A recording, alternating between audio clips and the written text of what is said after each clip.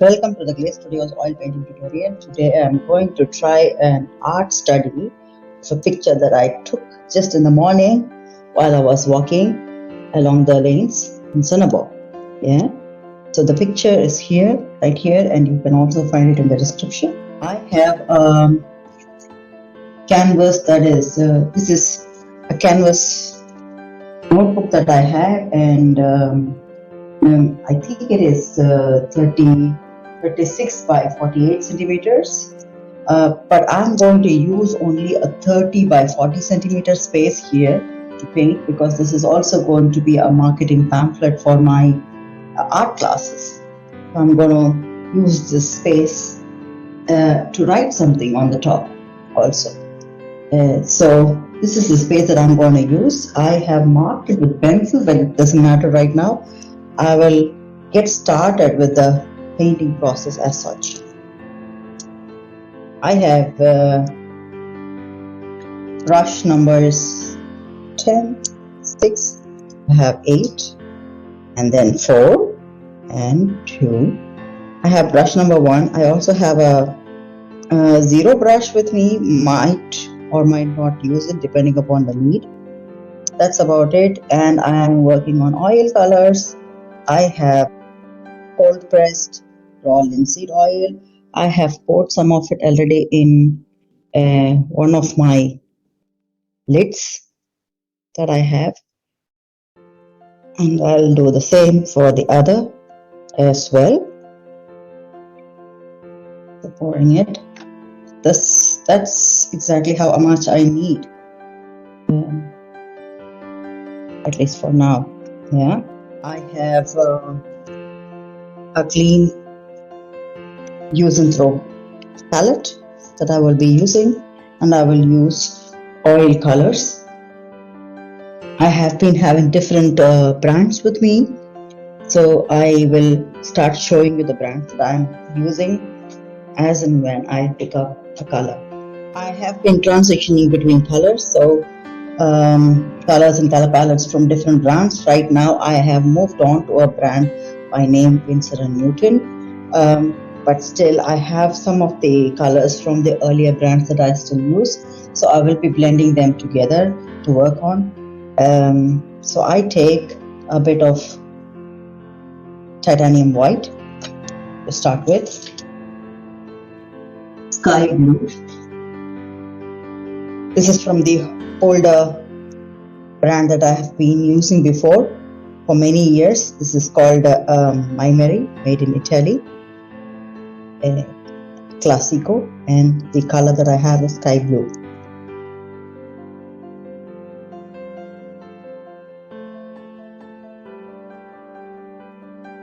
Take a tiny bit of it.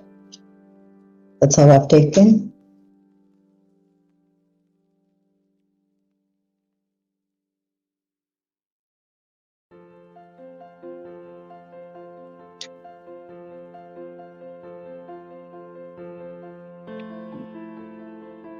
And I'm taking a bit of Van Dyke Brown, also from the same brand.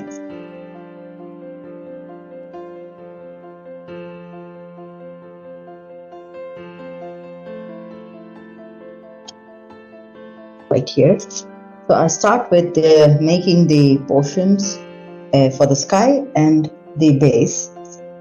So I'm starting with brush number 10 to go with.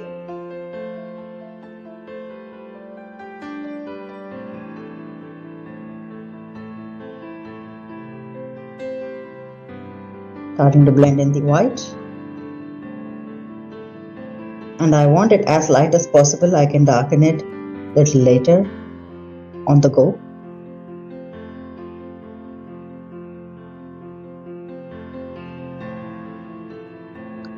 Yeah.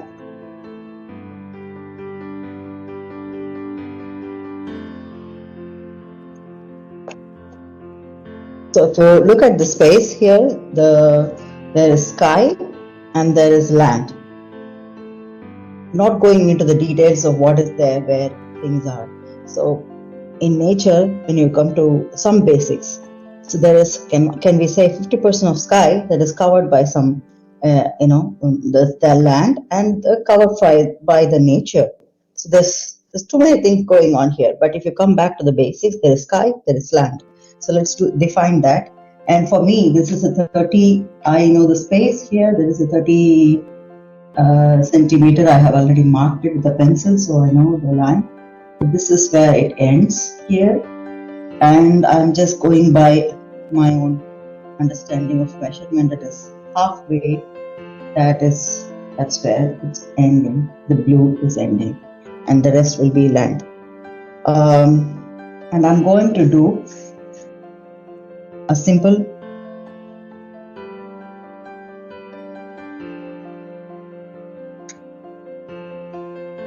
filling in of the color. Then I will brighten it up in the areas where I need. So this is not a painting that I worked on the way I do detailing. So it's going to be a study. So it's not a great detailing. It's going to be a representation of what I just saw in the morning today.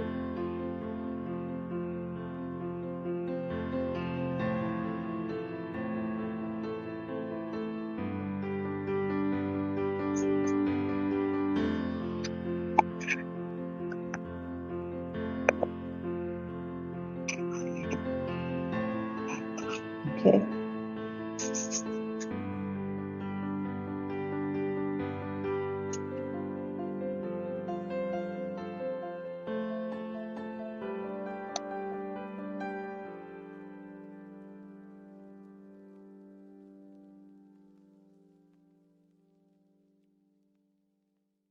When you're practicing something really fast and making a study of something, you don't go into the details of it that much, but at the same time, you try to subtly decide on what's there. So there are too many elements here, yes, but what is really there? It's land and sky. Try to make some subtle, but at the same time, clear expressions of where you want stuff to be. We are not using the golden ratio here, which I usually prefer to work on when I do work on larger canvases and more details. Since it's a study, I'm not doing any measurements. I'm just going by just eyeballing where things have to go. That's what I'm going to do.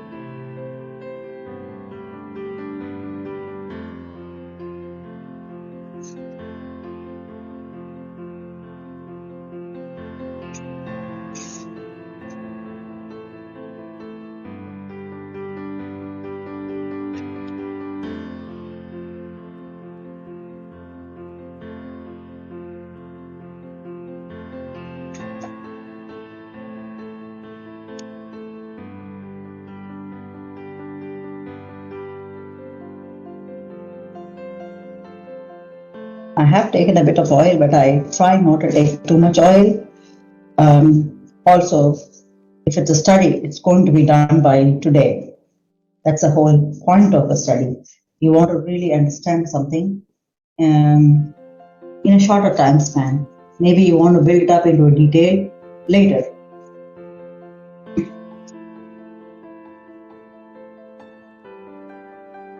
So you don't want too much oil running along and spoiling the game.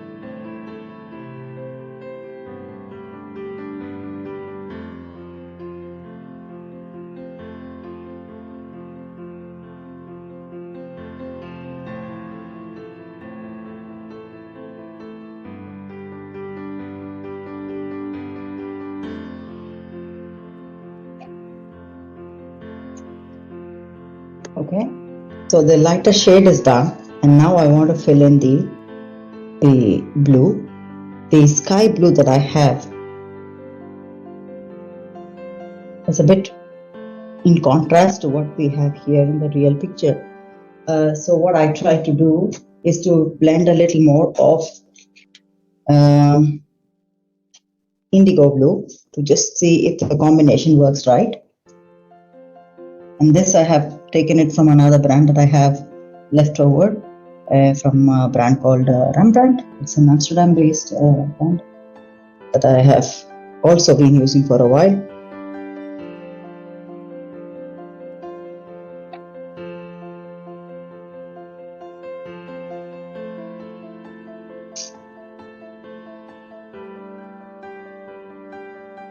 It's slightly on the darker side.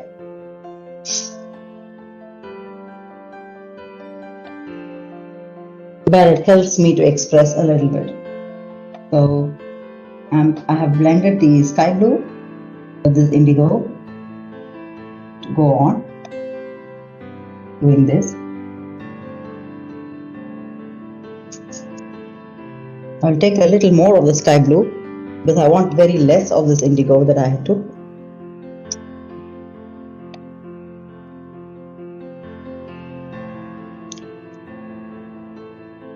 And right away I can see this color could help in some other places as well. But then I'm not jumping into it right now. So I'm just blending it along with the sky blue. I love blending directly on the canvas instead of blending things and preparing. I'm just seeing the space where it necessarily needs that blue to be represented.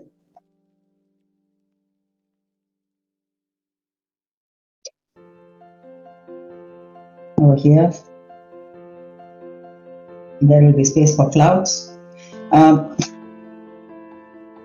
I try not to do the details of the clouds right away, but I'm just making a rough space here, so there will be some clouds to show.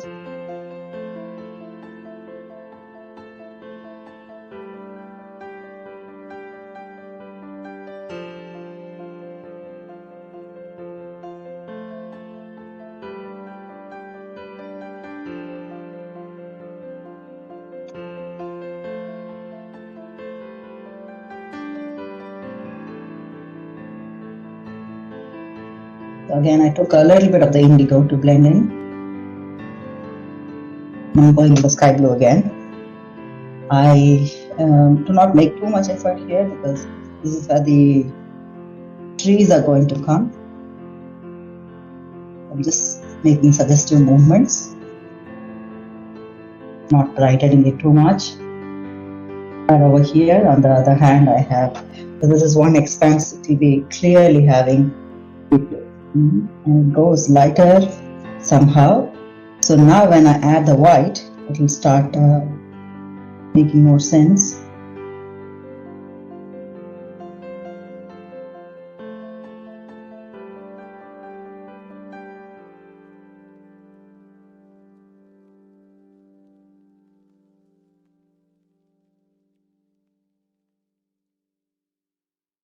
That's where it is.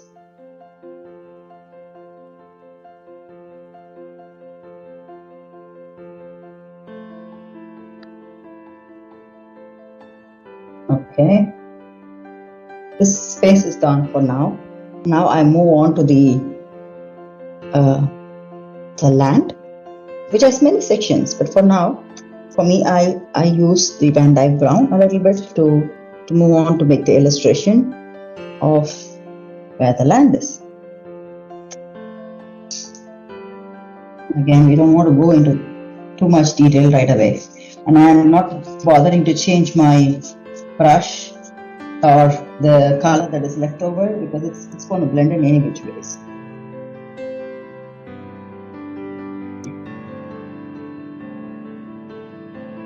This is the horizon that I want to show, and I will move on to using the Van Dyke brown, making suggestive movements. It turns slightly grayish blue because of the blue that I have left over in my brush. But that is okay for me.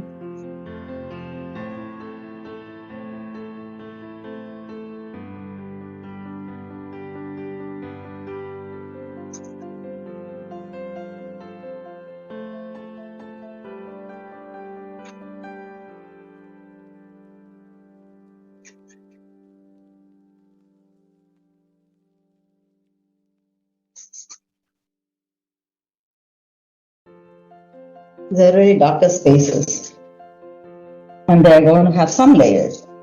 Even though it's a study, we can do some layers wet on wet.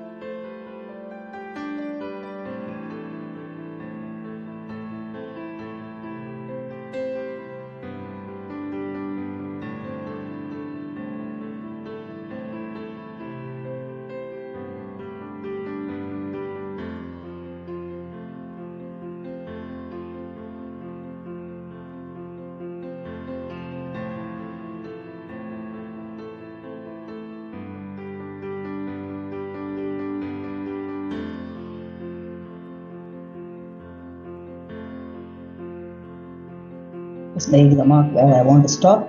The rest of the space is for me to do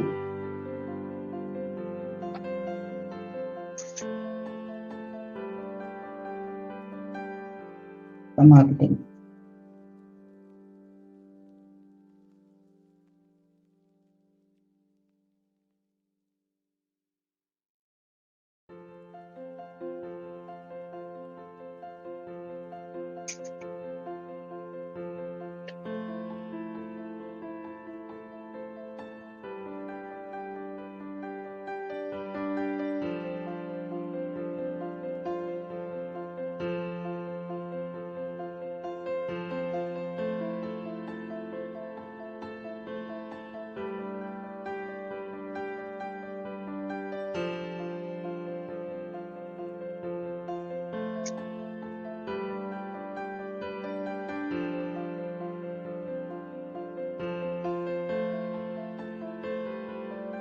Remember, the way you move your brush, it should help in a way that you are able to fill in every single nook and corner of the space that you are using effectively. Vertical movement, horizontal movement, anything is fine, but make sure that it's consistent. And I also, if you see, I'm moving my hand slightly circular also at times. Make sure that there is no space left. Yes, we are going to paint over this, but still, I would like to have these layers done thoroughly.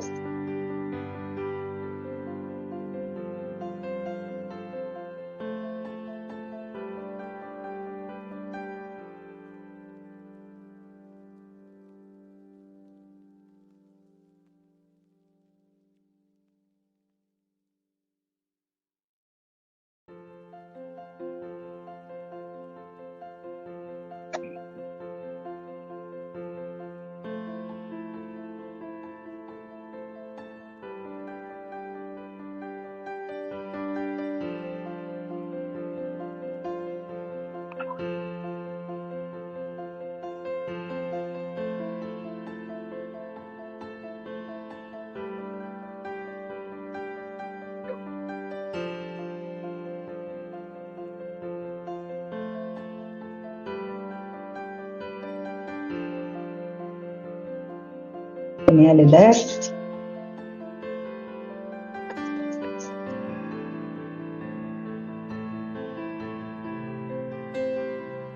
this layer.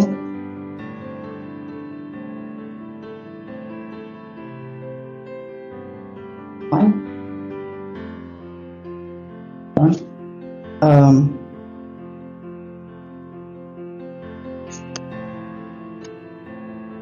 right now I have the certain specifics done about the first layer, that is just defining land and sky. Done. So we are now moving on to doing the second layer at the same time, trying to make a few more suggestions on what is this land. The land comprises of a roadway, a pathway in the picture. So I'm just going to move the camera around here. So you can see it has a roadway, a pathway, and some grass, maybe some houses there, but not clearly visible. A lot of fallen leaves. There's tree and bushes. So there are many components. Let's try defining them subtly. So right now I'm taking brush number 1 to make a space for the road. I had this indigo, and when I mixed it with the sky blue, I did get another strong tonality, which I saw when I was doing the study for the sky. I kind of like this to be, it's close to where I want to go with the roadways and also the pathway. I can blend them and also try to define them separately.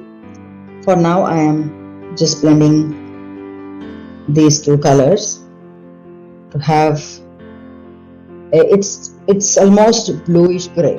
And that's what I'm going to use to first define this space. So there is this road which is going across like this. Yeah, somewhere over here. It stops here. Okay, so let's do the road a little thicker now, because it's thin in the horizon. It gets a little thicker over here.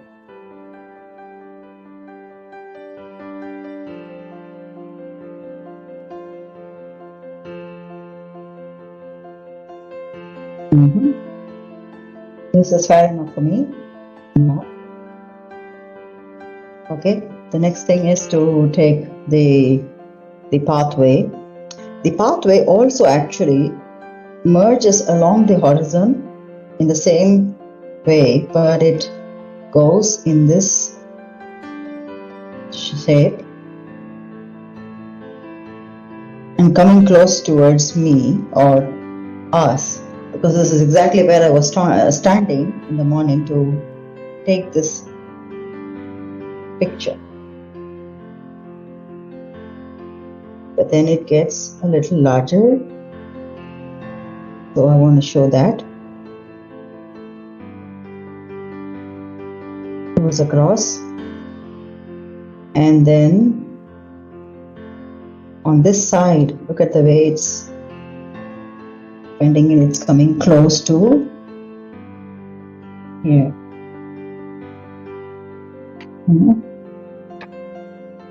This is the space that I could see.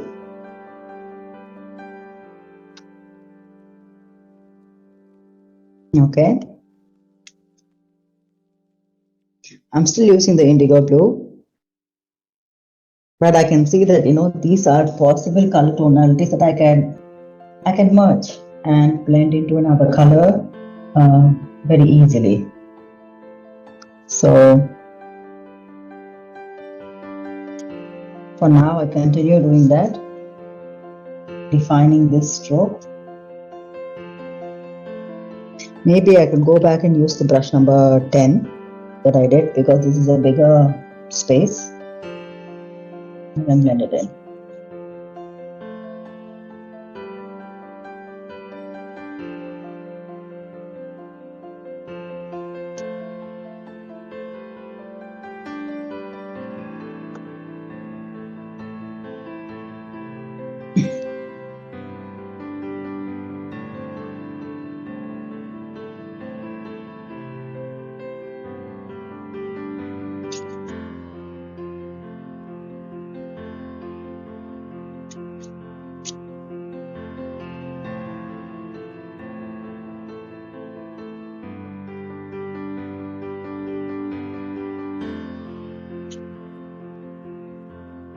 There's no need for taking oil because there's so much oil already on the canvas.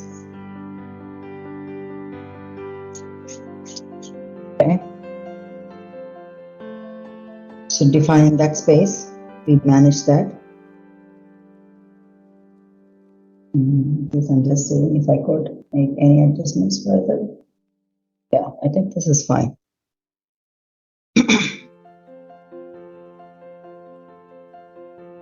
Okay.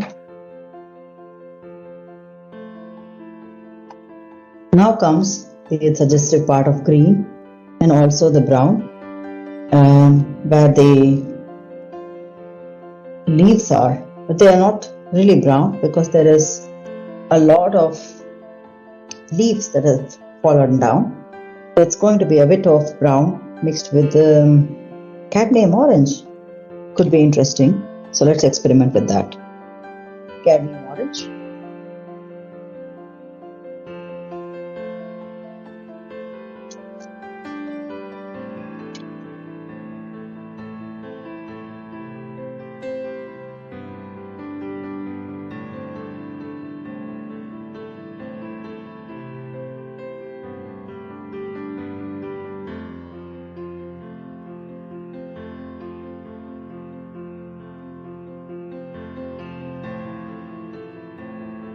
Try to blend it in with the brown to get the other tonality. Turns a bit like yellow ochre, but it's on the brighter side. It depends on how much of color you are taking from the cadmium orange and the brown. Yeah, but it's close to yellow ochre, but still on the brighter side of it. That's why I did not take the yellow ochre.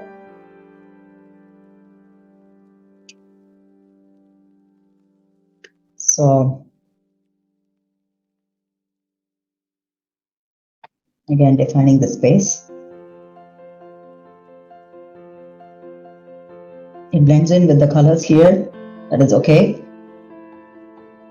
I'll go on taking it as much as needed, because it also gets darker in the end here towards the horizon.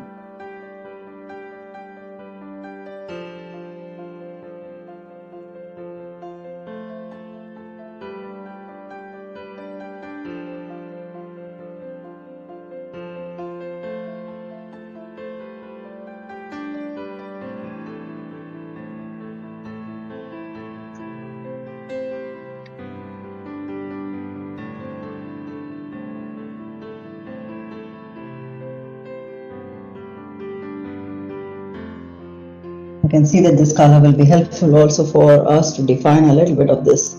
The bushes out here, right behind which there are trees and houses possibly. There is a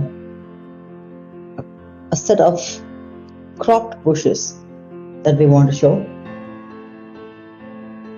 So I'm going back to picking up a cadmium orange. But it's a little more brighter because the sun rays were falling from the other side of it. So I'll take a bit more brighter part of it separately, and I will need another brush maybe.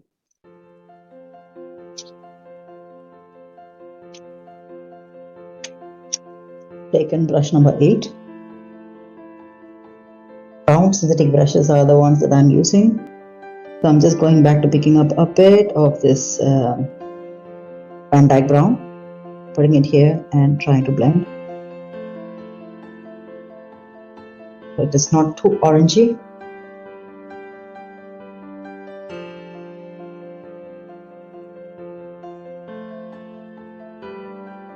Maybe a bit more of this from the previous color.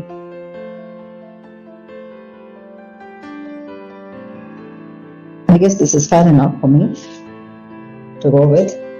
So I'm making that definition.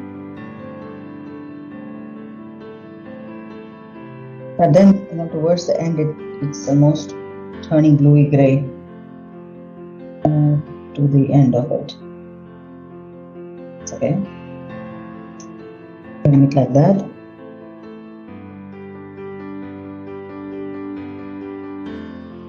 Right now, I think it's time for me to pick up a bit of this green. So I'm trying to take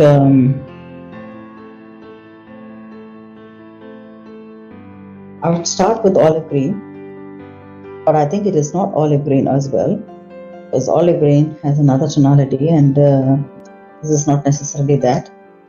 So I will take a bit of olive green, but I'm going to take a few other colors also to mix with.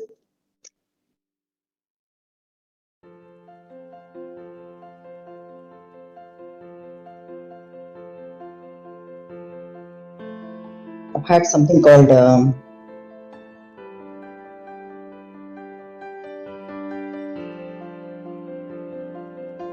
chrome oxide green that appears a bit closer but not exactly the same. So I guess I will take a bit of that and see if those two blend together to make the green that I want.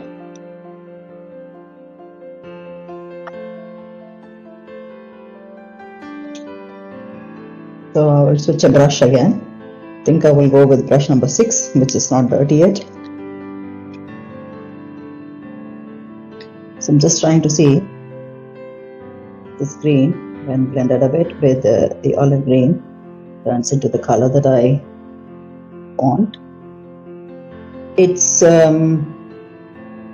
would say it's 80% there.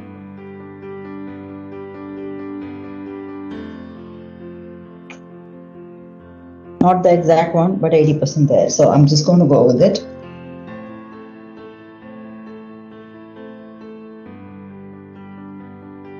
Because I keep also the idea that the brown that I have from the first layer will also blend in, isn't it?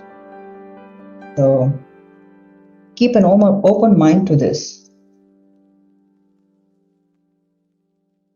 Just blending in the colors.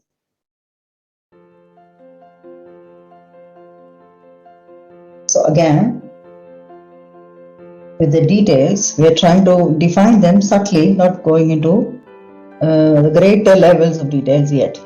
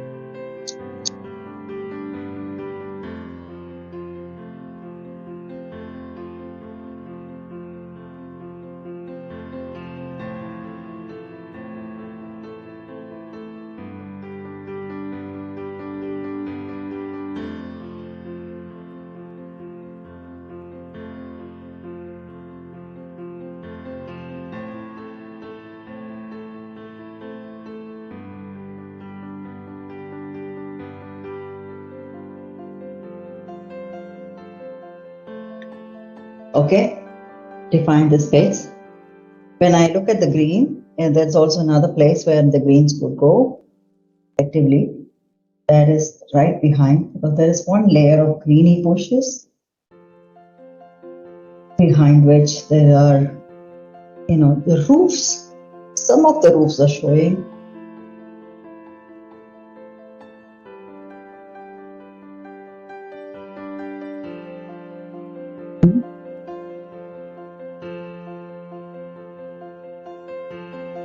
Okay, we have defined that space as well.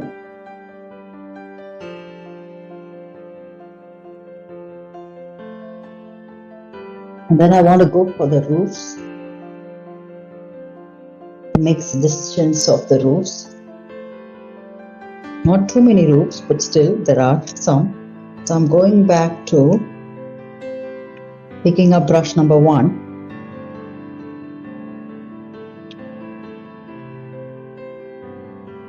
with the indigo,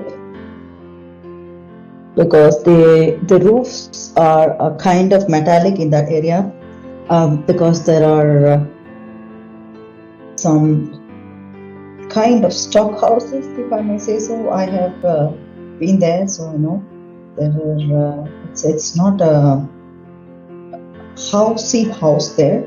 The roofs belong to some spaces where there are materials relating to, it's closer to the dock. So materials relating to the dock or whatever is up here. So I am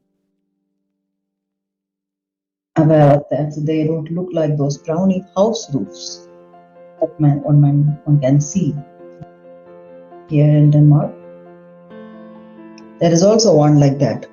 So we'll have to make the definition also clear. This is one, this is two, and a few more smaller ones going towards the horizon. Too much. Just defining them without much effort. Done that, and there is one house up here, so that goes for the brown. So I will wipe off the brush and pick up the Van Dyke brown to show that house. It's a little far away, but it's clearly showing.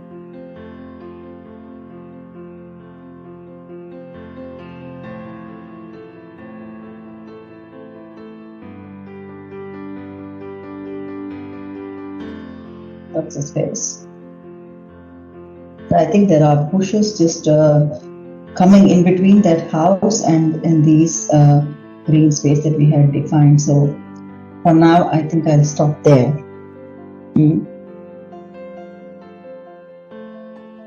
Okay. Then the next step will be for me to define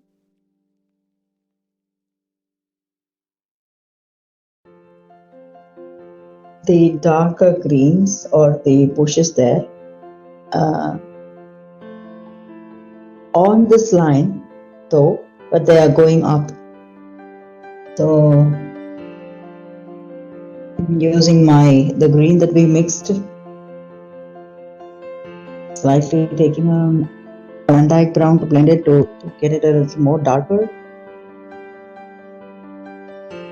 Now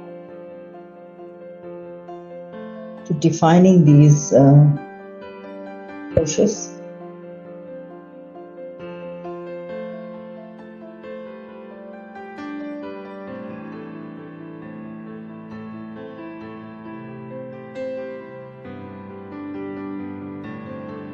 There is one, there's another here, that's exactly the one that is going close to the house.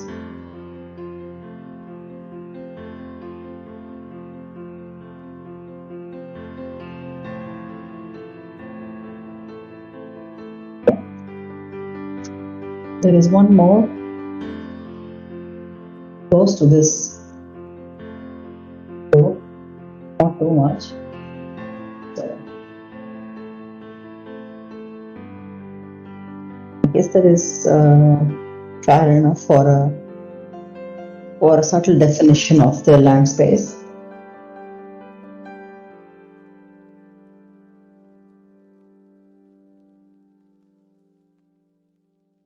Okay. Now I go on to defining the clouds a bit. I'll need a clean brush, so I'm going for brush number 4.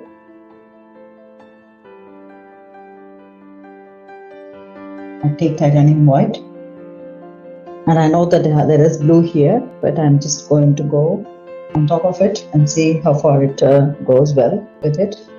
There is a very good patch of white here.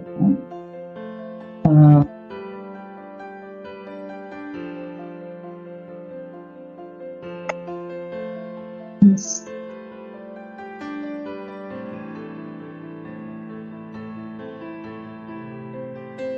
Now I see that there is a need for developing this blue little more. So I'll take another brush.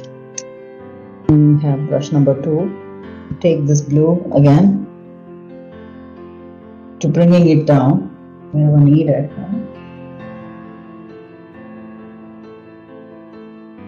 So I'll keep using this wherever needed. And right now I'm going to go to the white again, brush number 4.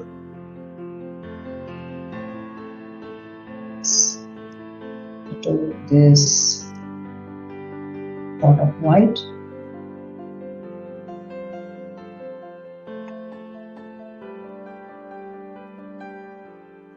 Cloudy space.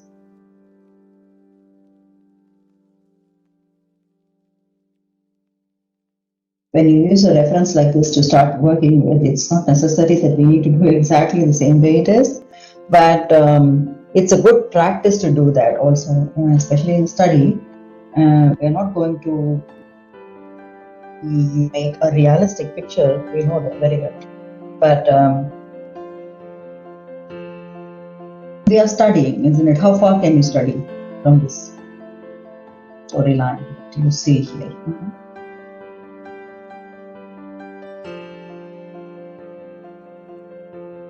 So I'm doing the clouds.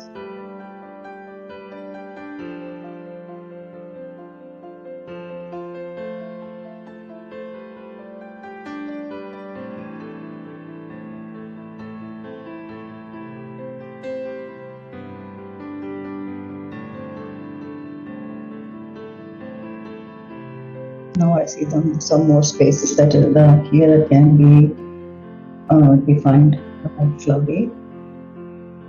So I'm doing that, but while I do that, the brush catches the blue. So I always take another tissue or something to wipe off. When I go back to the white, I want to pick up only the white.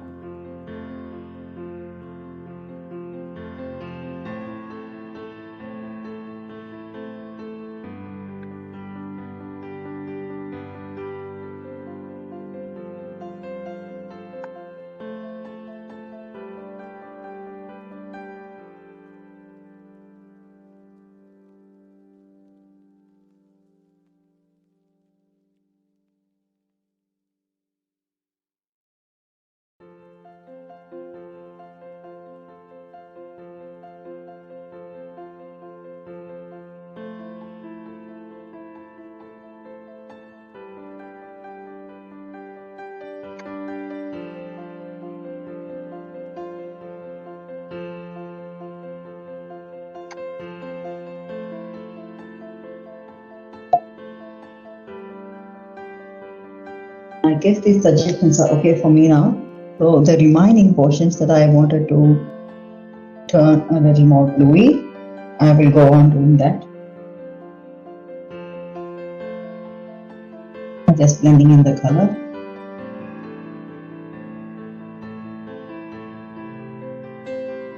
Wherever needed.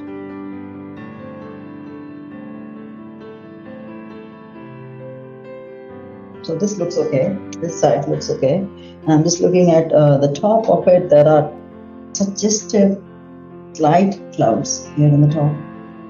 Too much. So I'm just making that. That's it. Okay. So for now we are done with this portion. All right. Moving on. The next step will be to create these interesting trees that we have. So I don't want to go into the details again. I'm going to try taking the Van Dyke brown in my brushes. I have cleaned up all the brushes that I used.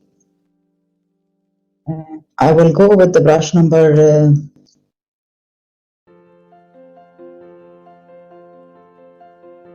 2 maybe. So there are some thicker trees that I want to show. At the same time, there are thin ones. So if I need, I will take one. And for now, I will go with brush number 2. It's the same Van Dyke brown. I'm going to start making definitions of these trees wherever they are.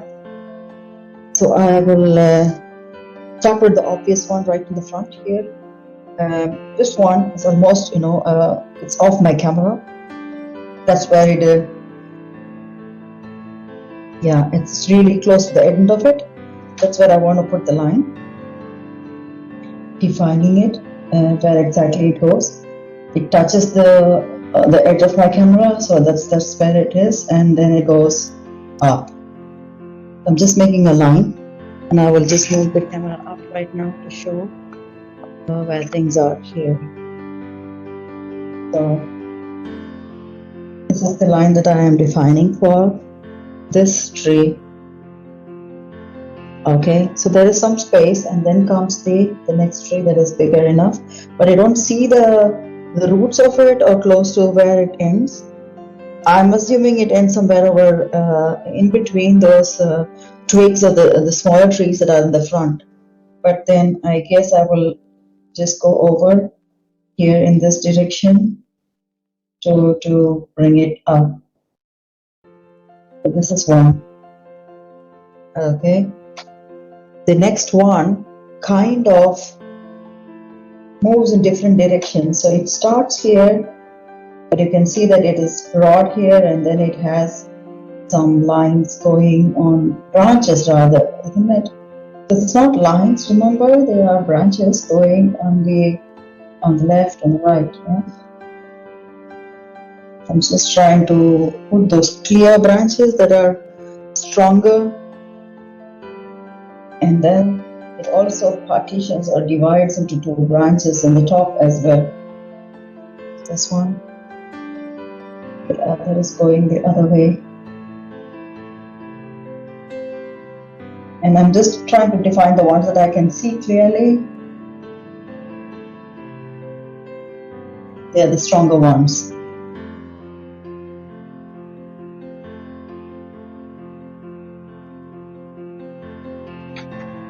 Okay.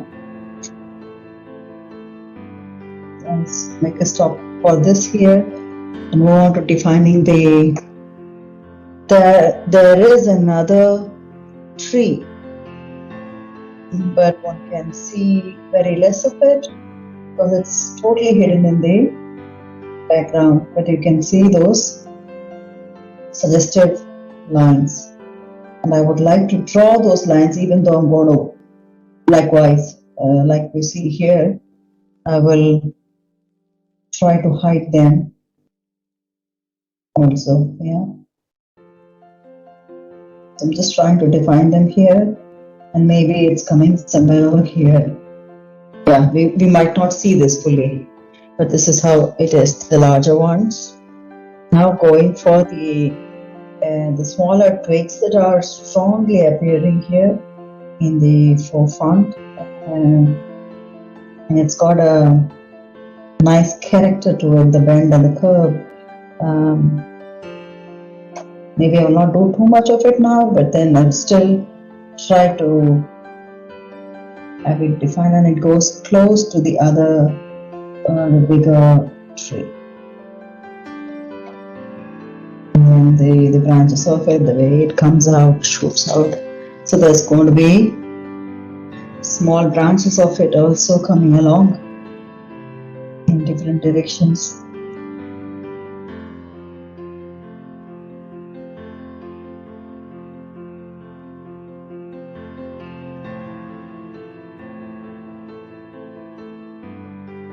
And I think off camera there must be another tree or the smaller tree just like this, from where the branches are shooting out, coming in.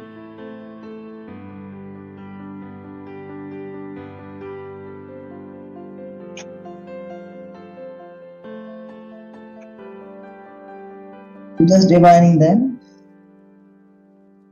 Okay.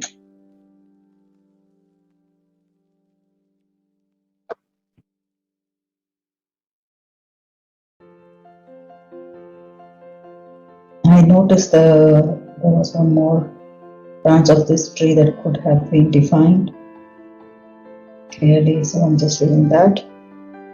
Okay, and there goes the main tree right in the forefront. But there are two more next to each other, shooting out.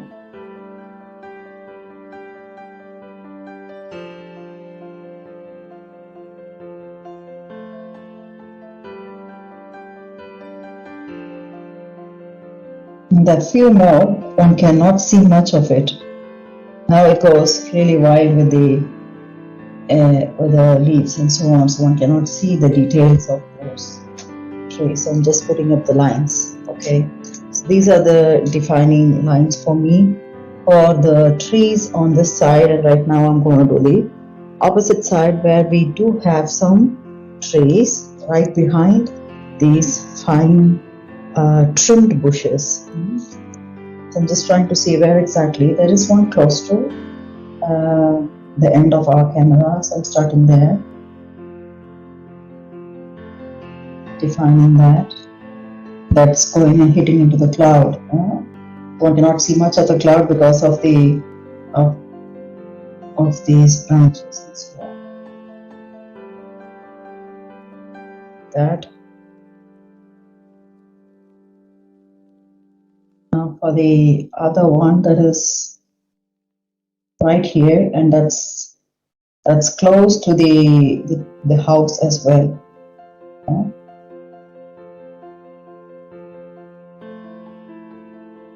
This one goes slightly bigger. Just be mindful when you're touching upon the layer of white. You need to be sure, otherwise you're just blending in an unwanted color there.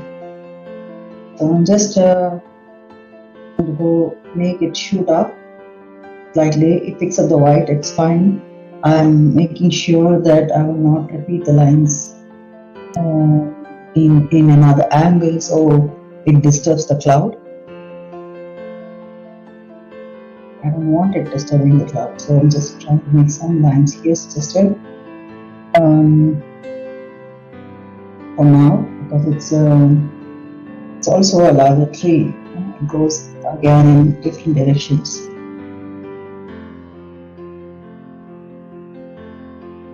I'm just defining some of those lines, and I will go back to the details of it in a short while.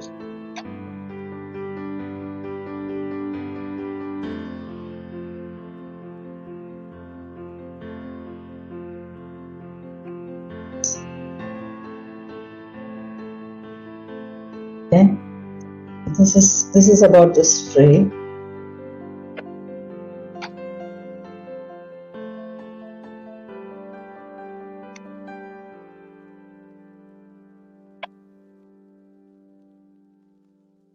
Now I'm looking at the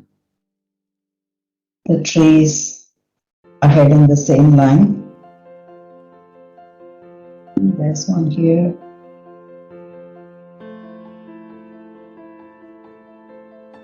There goes another. I can't see much of it. It's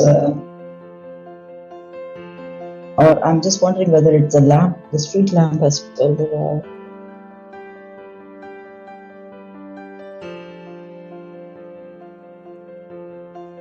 Let me put this up, and then we'll figure out whether it's a street lamp or so in the detail. And then goes another one right in the middle, or yeah, showing, shooting out in front of those hoofs.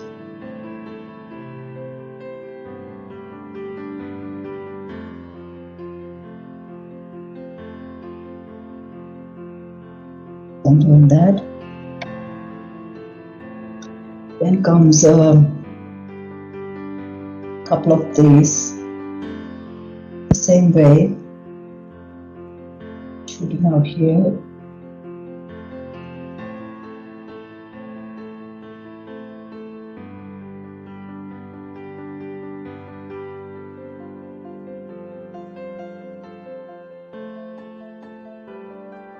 One more here, not too much visible though.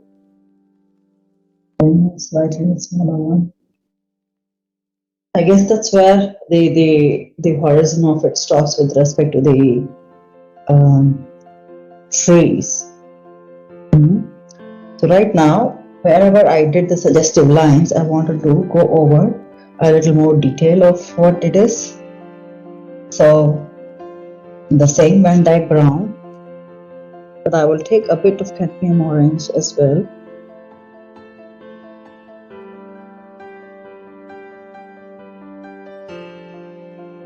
It starts giving another tonality to it altogether with the brown. Yeah, because it starts getting to look like yellow ochre, but the deepest of the yellow ochre right now. And that's what I want.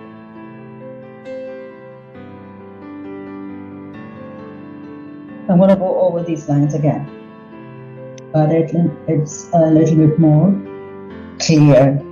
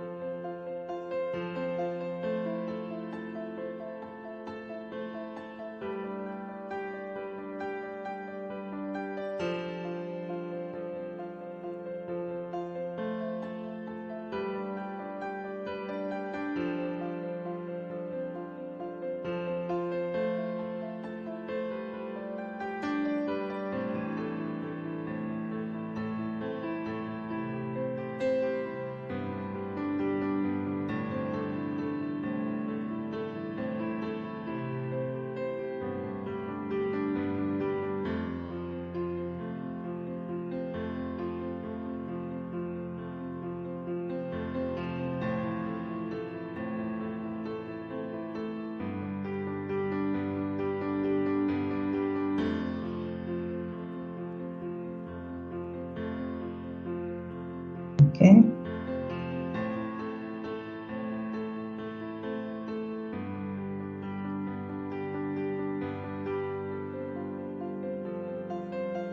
In the places where I am working on, I might also take a little bit of ivory black to define more details when I come to the close of it.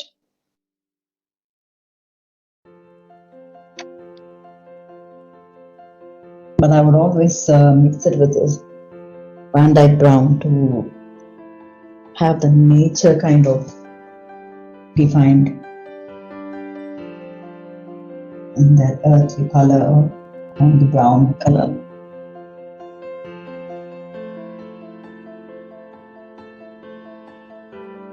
So I'm not doing too much into this rework,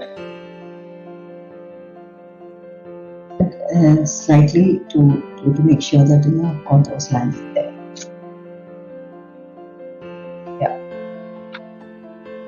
Okay. I guess I'm ready to go on to doing a bit more of the impressions of the leaves and so on. So what I'm going to do is to start with the grass. So I want to go on the grass first and then go on to this the pathways and then move into the sides. So that's the plan. But before I get on to that, I'm just going to define certain things.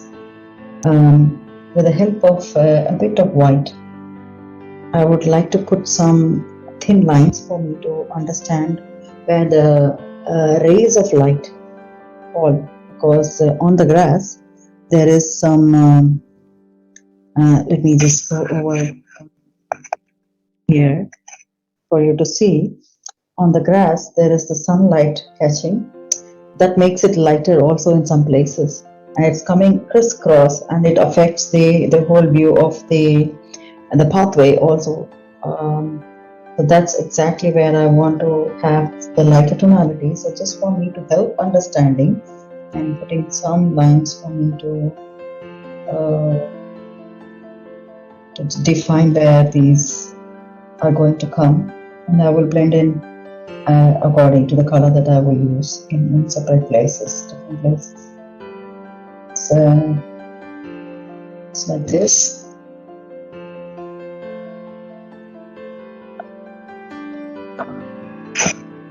Okay, so I have put a bit of white, not too much, the same brush, number 2.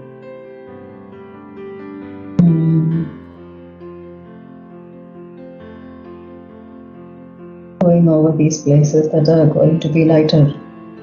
I'm not going into the detail, but I just want some definition here for me to guide.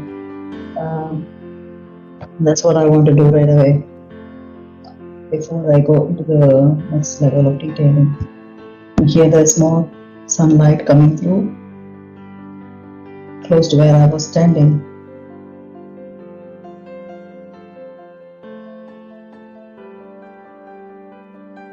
These were lighter.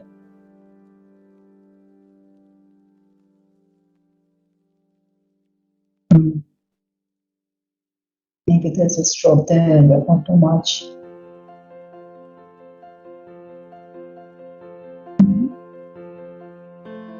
I have done that, and because of this light ray strongly falling here, there's also some lightness in the road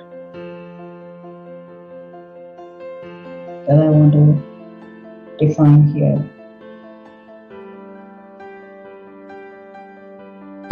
Good. These guiding lines for me are good enough to understand, to make the next move. So I'm going to go work on the greens first, detailing on the whites the lines that I wanted, blending them in slightly, not too much, but slightly, because I want them also to help me show the reflection or the light rays. So I've done that, especially on the green area. And right now, I think I will start working on the next level of details. So the green that we took was the olive green, and we did mix a bit of another green that I will just pick up right away. So I'm going to take a little bit more of the olive green.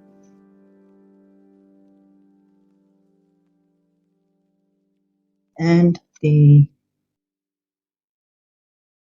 chrome oxide green that I had taken previously.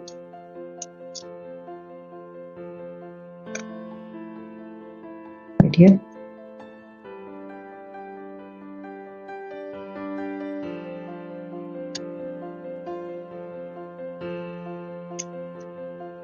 I will also need a bit of yellow. I think I will do it on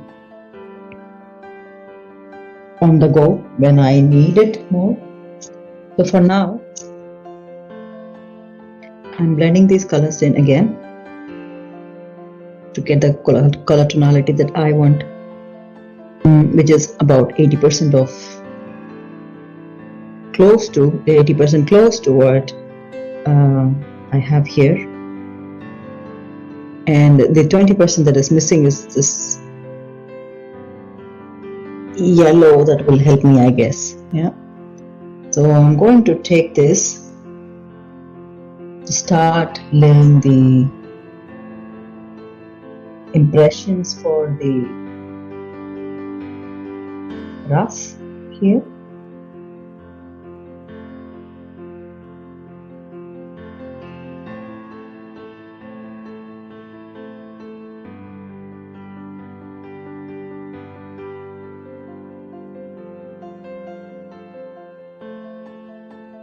when I lay impressions, I am also letting the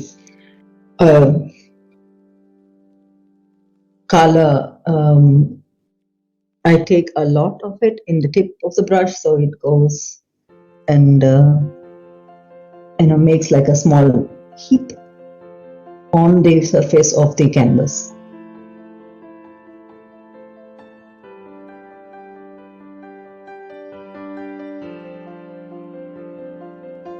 I'm not coming close to the edge because there is a dried leaf that I want to also work on. So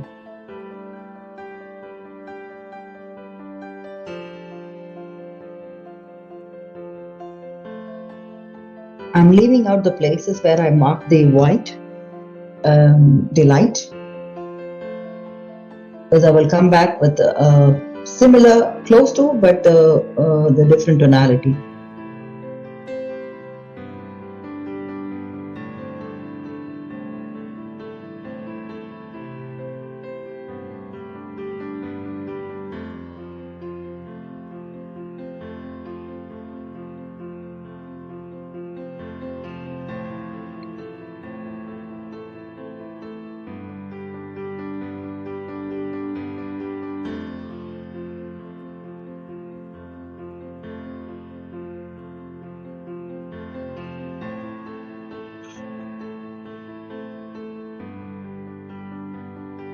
So like I said, this is going to be part of a pamphlet.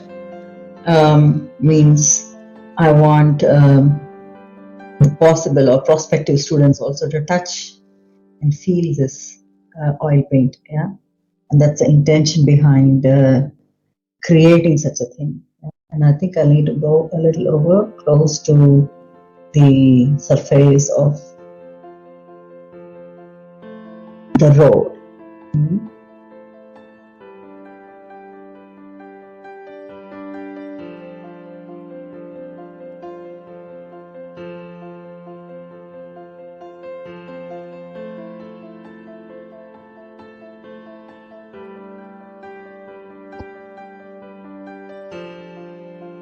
Again, not too much on this side because there's going to be a mix of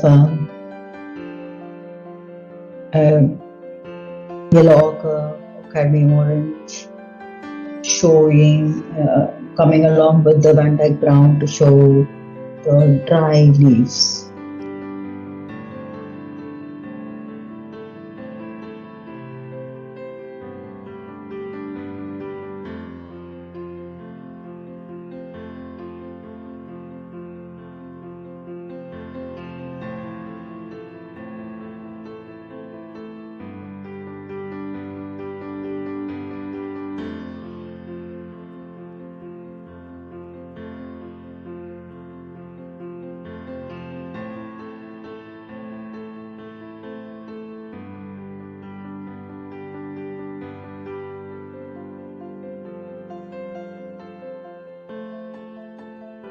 We have come close to this edge, and this is where it's going to be more of the lighter tonality. Yeah. So I'm now ready to pick up the other color that I mentioned. It's going to be a yellow base, so I will have to pick up a permanent yellow that I have. So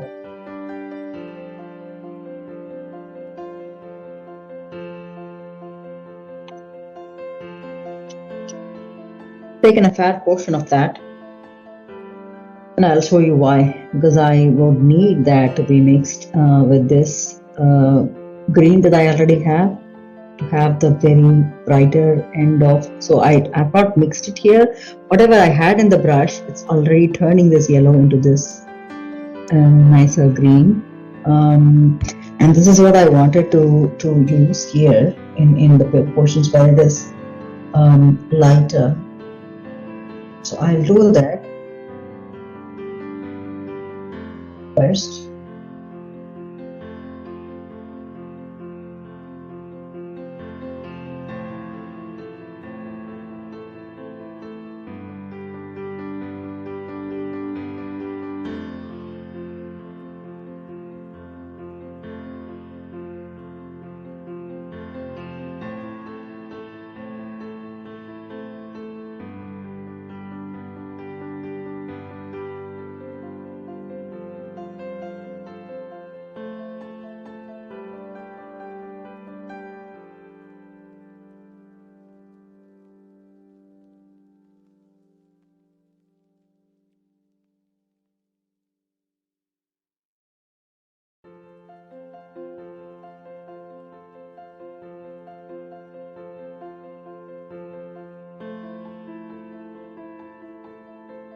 Okay, so right now you can see that this is looking as slightly, a lighter tone of the same green. And I guess this is helping me define the way I wanted. And we added the white previously, remember, to do the lines, to just give us the definition of where the light is flowing. And that's also helping now, having mixed it together. So just go with that. Do this.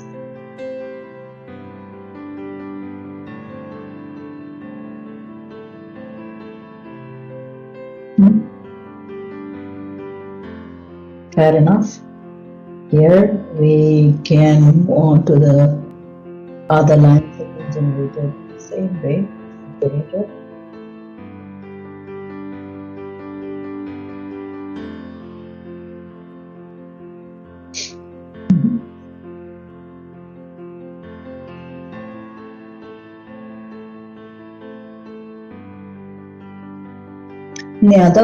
Another way of doing this is also to do the full patch with the green and then going over with the yellow or wherever needed. That's also another way, but it'll be slightly difficult because it's too much of oil already here, and the yellow tends to what do you call?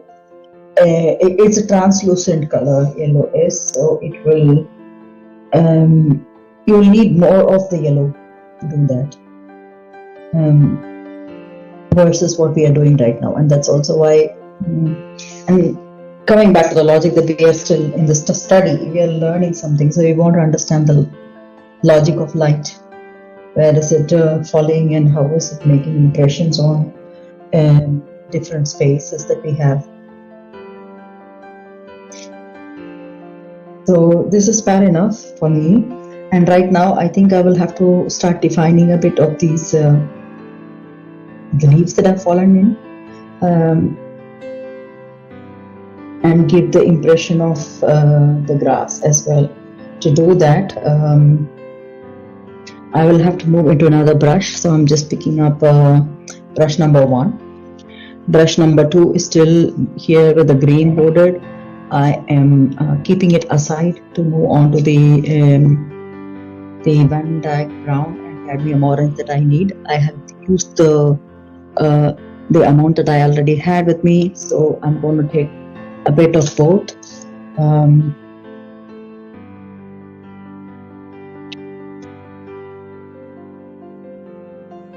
Taking cadmium orange.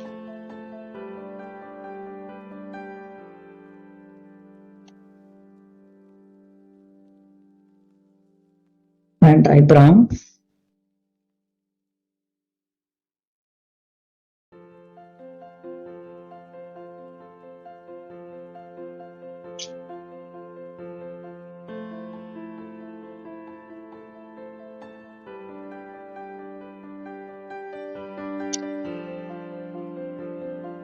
And now this brush is clean for me, so I'm just going to be sure of how much to mix. So I'm taking a bit of this Van Dyke brown and taking more of the cadmium orange to get to the color tonality that is almost looking like yellow ochre, but a bit more brighter maybe in some places as compared to yellow ochre.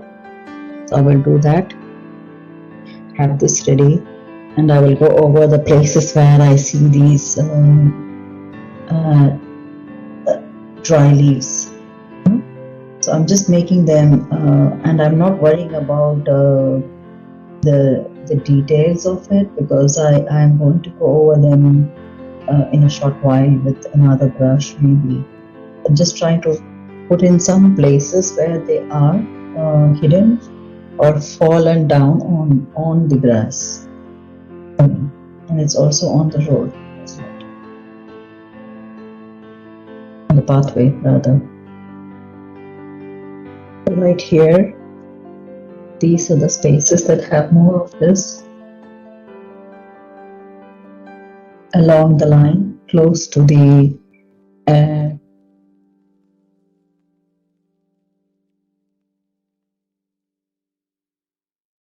close to the footpath.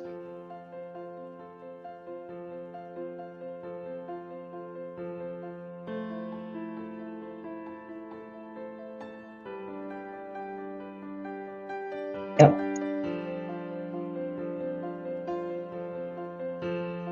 And if it blends with the green, that is okay. We can work on the details shortly after.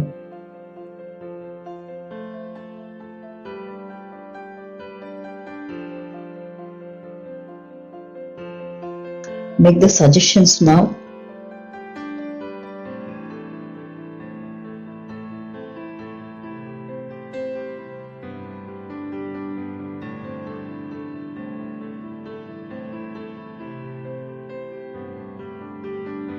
And close to where I have been standing, or where the camera is, there are a little more of these dry leaves that one can see.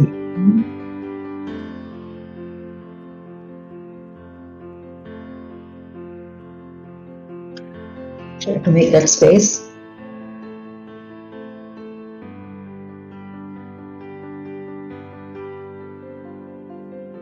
Good.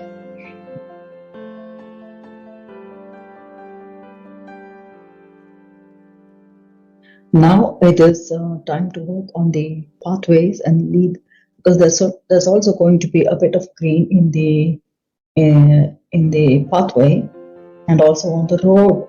The road doesn't have green in between, but then the pathway does have one. Luckily, we did not. I did not put too much of the blue color here in between, so it's easier for me to work on that. So I will do that. But just before that,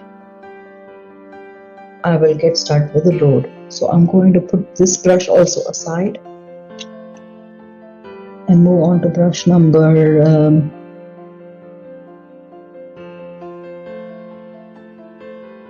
4.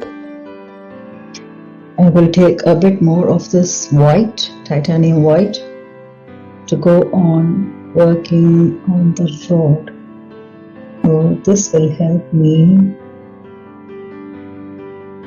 define the road in the color tonality that I wanted. But I will remember there are lighter, darker spaces also. So I will go back to picking up indigo, the blue that I wanted in the places where I want to show dark. For now, I'll just go on doing it like this.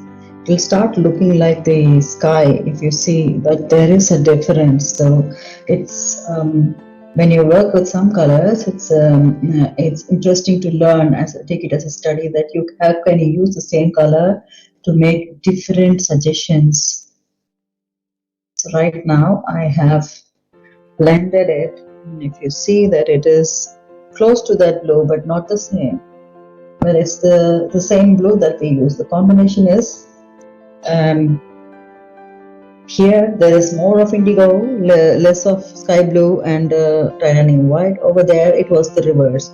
We had more of the sky blue, less of indigo, and that's telling two different stories now already, without even going into the detail. But right now I'm going to pick up a bit more of the indigo to just go over the places where it's, so I'm just looking parallel to this. This is where the light is flowing, so it's going to be dark a bit here in between and here. So I go with the same logic to define slightly darker places. And it automatically matches with what I have in the picture also.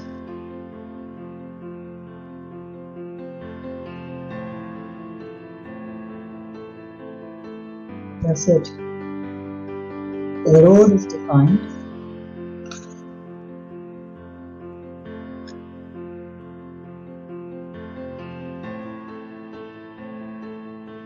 Okay. And now we work on the pathway, the similar angle.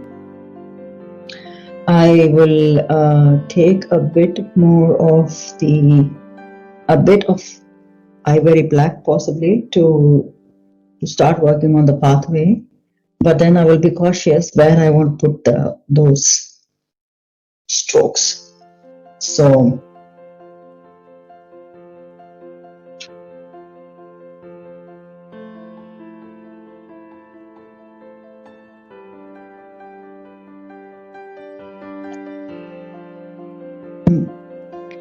have ivory black with me.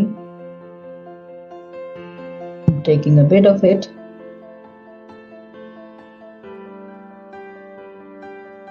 On my palette. I go with the same brush that I used for the road. I have indigo in it, and I'm just using the tip of the brush to pick up this ivory black, and I will blend it in those areas that is strongly darker. So always using only the tip of the brush and to take the black, and not doing more of that with oil at all. So I'm not taking oil, I'm only taking the tip of the brush for the black and blending it in so it gets slightly darker. I don't mind going over and over again, but I want to just be sure that it's the right kind of black that I get to show. It's not the pathway is slightly bluey gray still, and I want to maintain that logic of it. Okay, and now I'm going to put another line right through to help me understand. This is where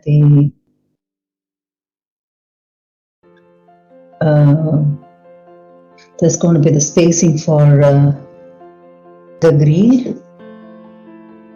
So I have sort of defined that here, and right in between also. So it's just like this here. I have done that, and now instead of it's a road and it's a pathway and it is up to down, I could swing my brush along like this, but instead I would like to go in this direction because I want to keep up with the logic of the light. I'm picking up black and using the black to move in the areas where it shows the shades of the trees that are there on the side. So the other portion that is left out will be suggesting that there is more of light.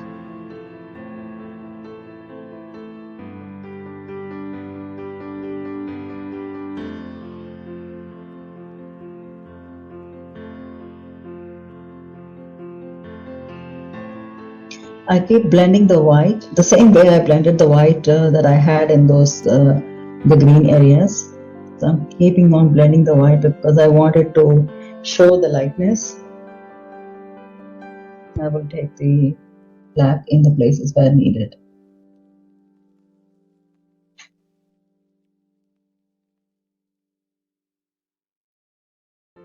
It automatically helps me show this suggestive impression of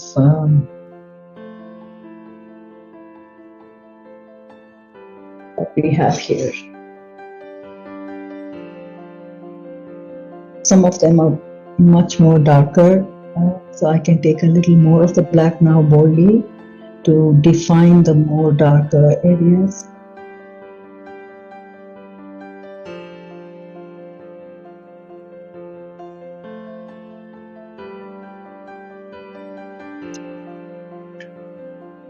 Fine. This is fair enough for me, and it helps me work on the green now. I will go back to using the brush that I had used for the green. It is brush number 2 that I had, and it had a load of this lighter green. I will use the lighter green first because there is more space of lighter green here. in the front. And it will also blend with the indigo that we had previously made. So it's fine. I'll do that.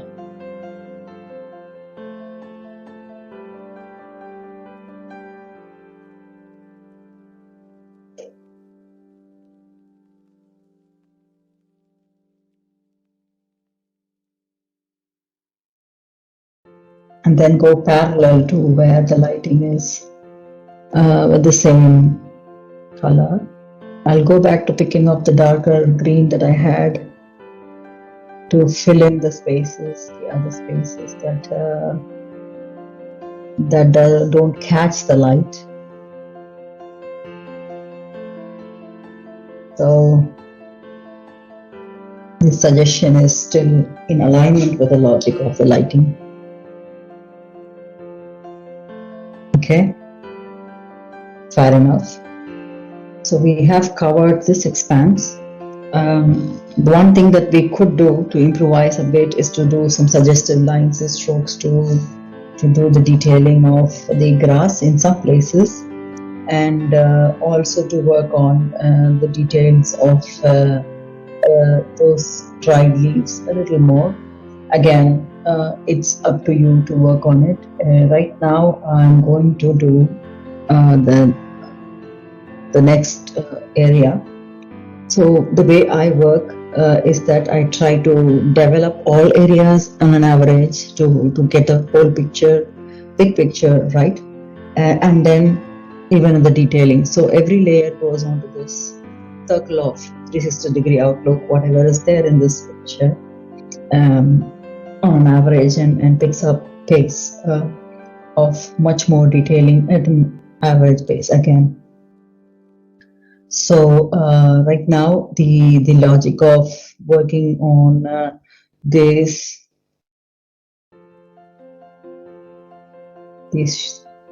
shades here, I think there are bushes, there are green left in the trees. So there's a lot of cadmium orange and green, and also the yellow ochre or Van Dyke brown needed. So this is the range that we are going to work on. But let's try to define the places where there are more green rather than cadmium orange. So we have the green, we want to use that. And this green is slightly on the darker side as compared to the green that we have mixed for the grass.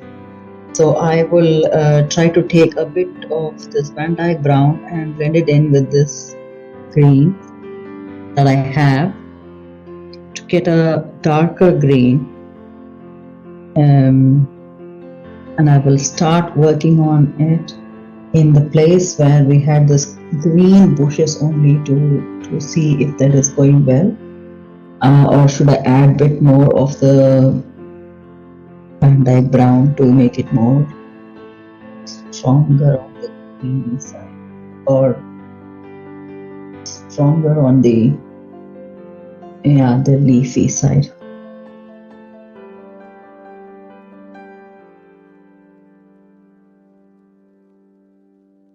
Yeah, I think this is helpful in showing that differentiation. Maybe it will need a tiny bit more of Van Dyke brown mix to have a bit more darker story here. So I'm just trying to add a little more to see this example goes well, and I think this is fine for me to work on. And now I want to work on the suggestions on both the sides to see how that goes. Impression.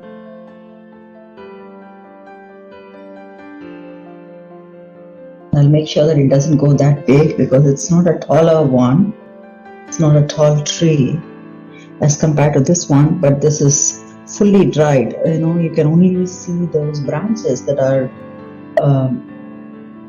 the tree has got all its leaves falling down. Okay, so this is what I'm getting, and I am starting with the darkest of the green because it's easier for me to then do lighter tonalities wherever needed on top, and also the ones to suggest the drying process. Some of them are drying, on the way to getting dry. So there is this, I'm just looking at this one and this one. These two are either almost dried on the top or having, dried leaves. So I will leave these two, move on to this area where I see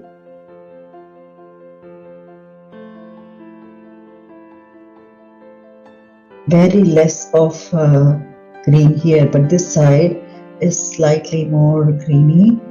So I'll use this side to do the suggestions.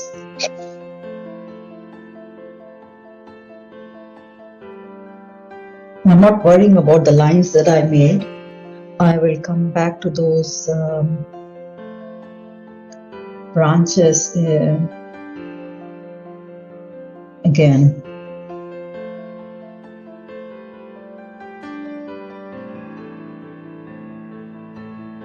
Remember the proportion and the size, don't go overboard. It's coming close to the horizon, so it's getting even smaller. And this one gets a little more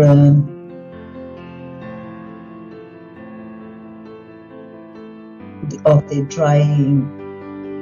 dried view. So I'm just making this. This is the point of horizon is close to. These are spaces that are showing the leaves from this side as well. So the green on this side, the darkest of the green is done. So I'm moving to this side now. Quickly making some suggestions on this side that is close to this horizon, the tipping point where the road ends, at least from our point of view. And there are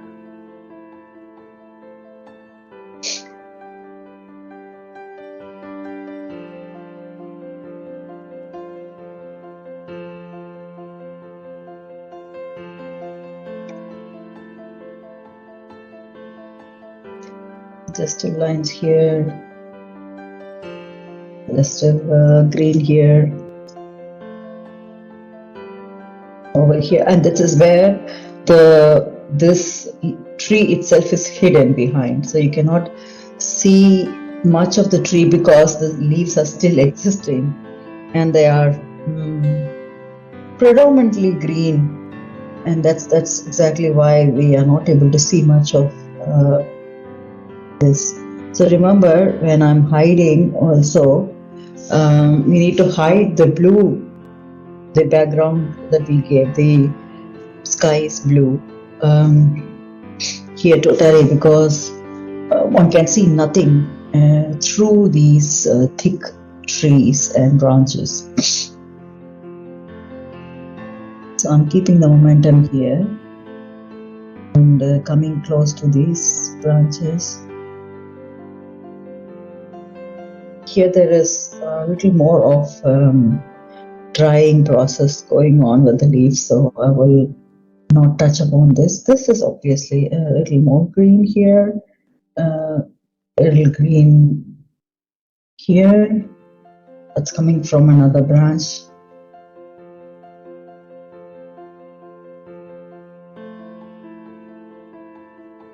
So I want to do that. Here it's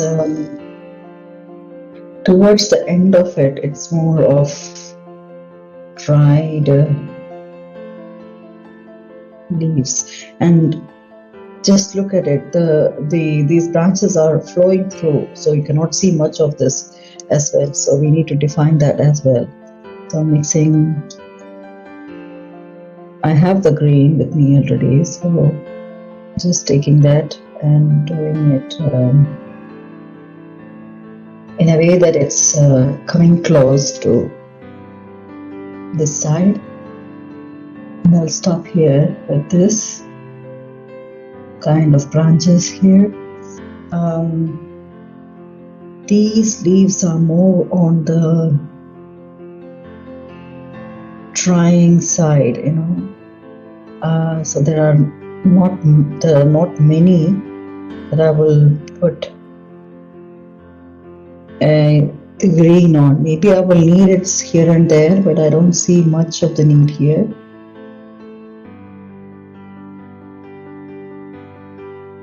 Okay, I'm just looking at it. Here, do we have any? Again, not too much. So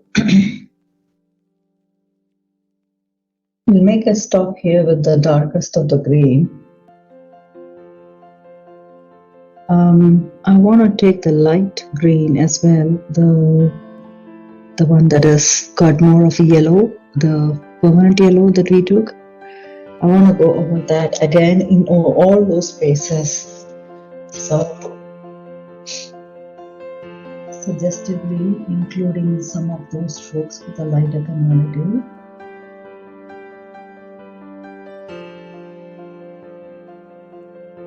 Here I start including a bit of the green because I want to come back with this cadmium orange very soon. So I'll start including this here because it will help, you know, when you are blending these in. This is again, yeah.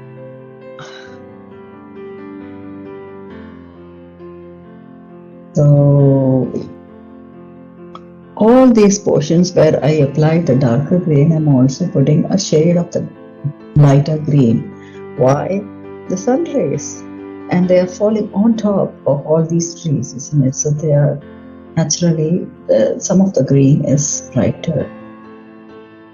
Just looking at it, eyeballing where exactly these go. Not too much here. This doesn't have much of that green as compared to the opposite side where the light has fallen through, but maybe we could use this slightly to define the brightest of the green or the greeny fully green leaves that could be possibly there and not dried.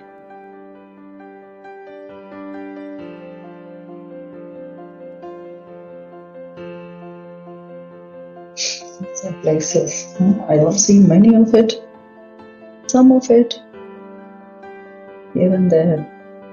Again, on this side of this pathway, there's a lot of dried leaves, but in between those dried leaves also there are some green leaves that have fallen, maybe due to the wind.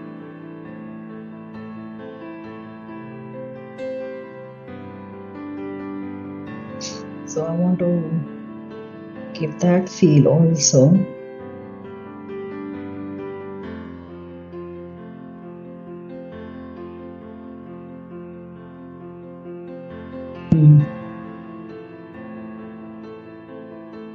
Okay, we say it's time for the cadmium orange to come in.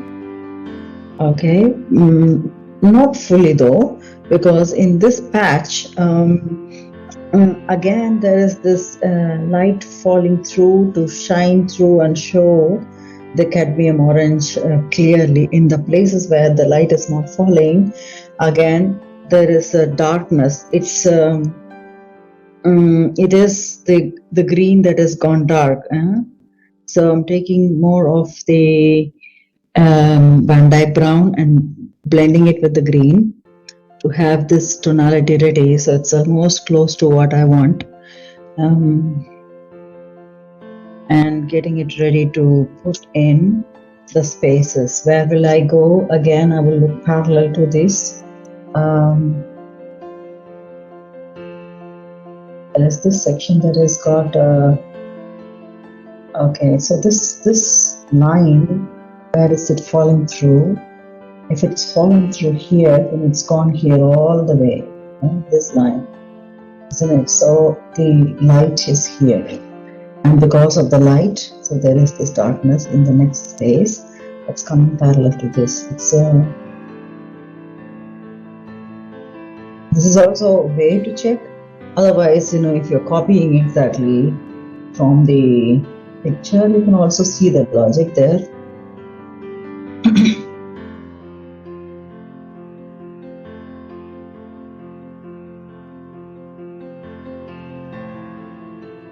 This one.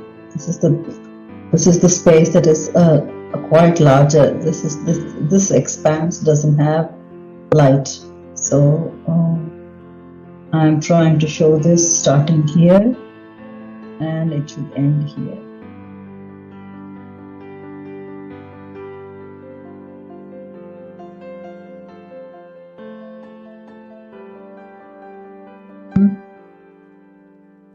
Done that. The next patch. This is light. There's enough light here, and then it goes dark. This is where it goes dark. It's and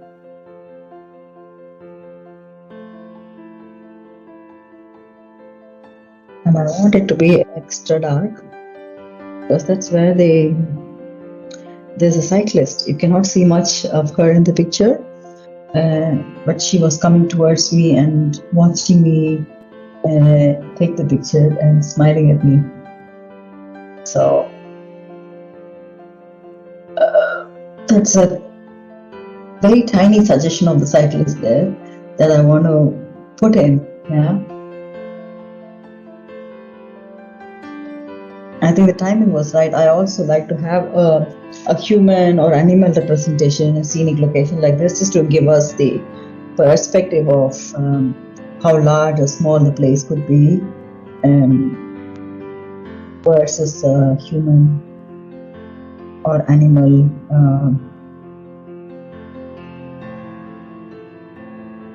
presence there.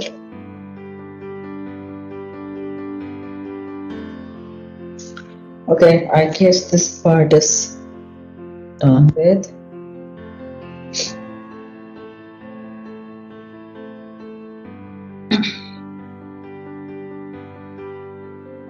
I'm taking more of the Van Dyke brown to make a stronger suggestion here, to make it a bit more dark here. I did that. Fair enough. I guess I'm ready to move on to the patches that I want to make the similar way with the cadmium orange and mixing them with the Van Dyke brown. When I do that,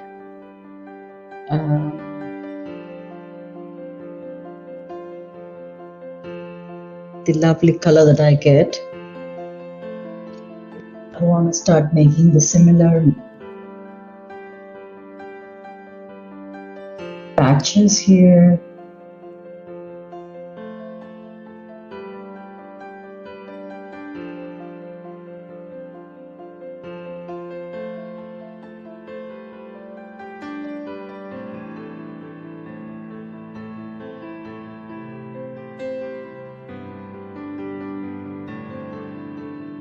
I mix this with the white here, which is helpful because there is light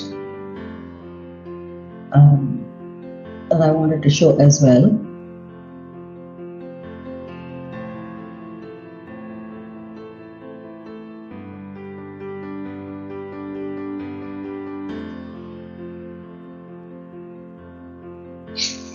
Okay.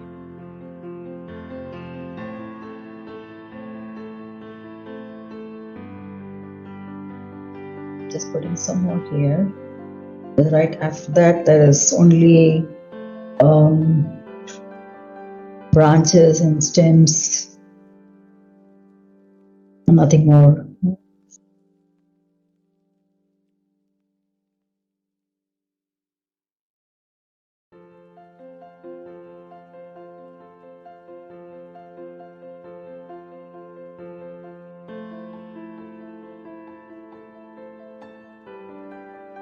Yeah.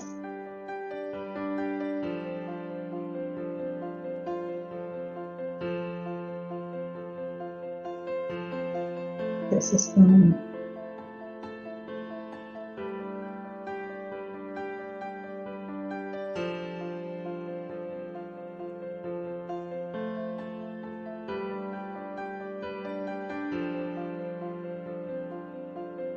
just looking at the spaces where it could be green and taking a tinge of that also along.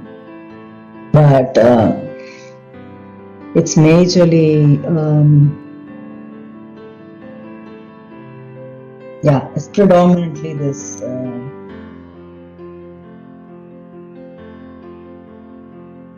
cadmium orange that I'm using, cadmium orange with Van Dyke brown.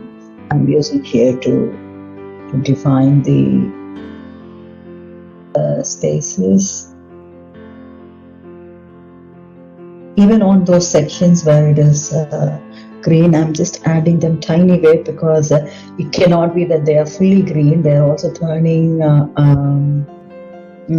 dry naturally this time.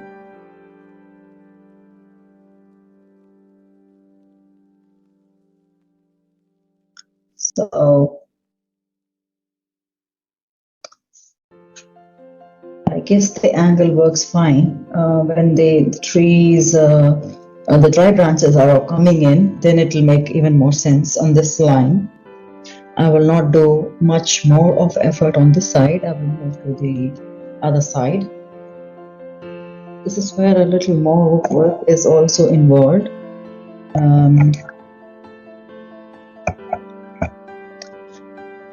Okay, let's see where we are getting with this. We're starting with this side, looking at the spaces where it could be more of dried leaves coming up on this section.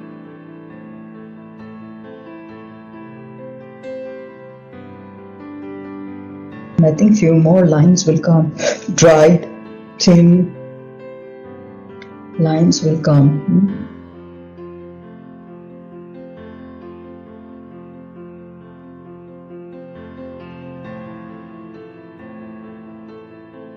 Okay, this is fair enough.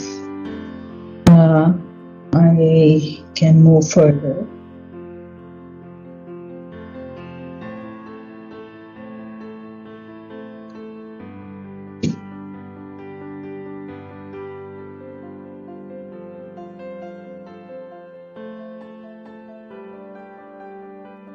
This is the thick of it, isn't it? So just make sure that no sky is visible. So I'm also going in the sections to make sure that it catches all the color and make sure that there is no visibility of the background.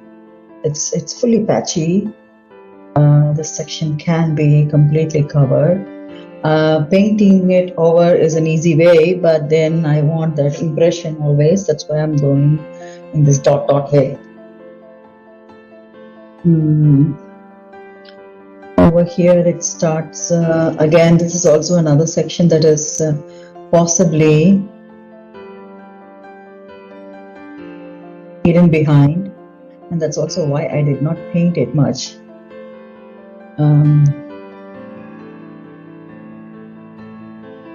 Do this top section.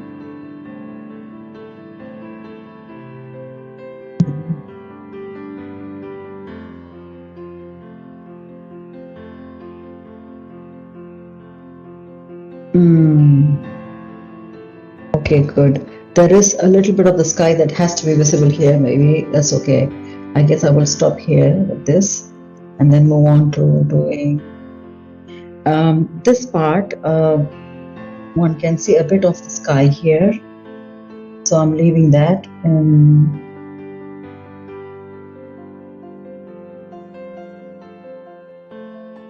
working on the top.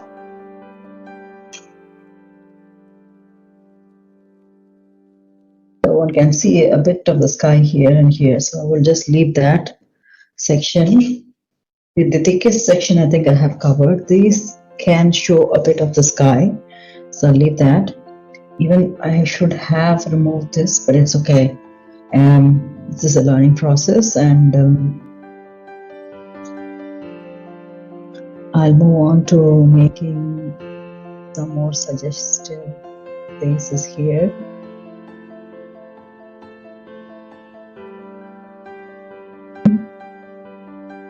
Good. Okay.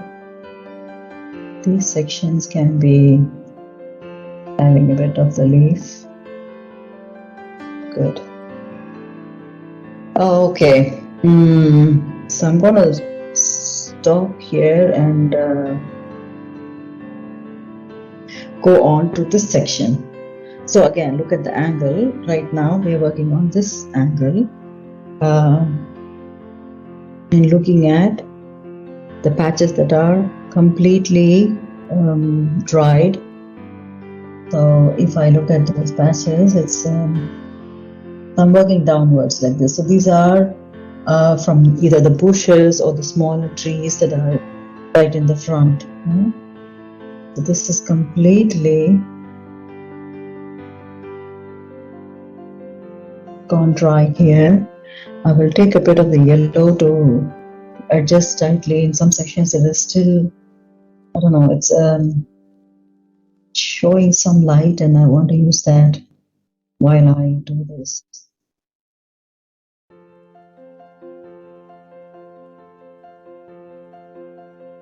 Okay. Cadmium orange mixed with Van Dyke brown is what I'm still going for in many of the places. Whenever I feel the need of it, I'm picking up the permanent yellow as well. And no oil at all. There's so much oil already in my canvas, so I don't see the need of it.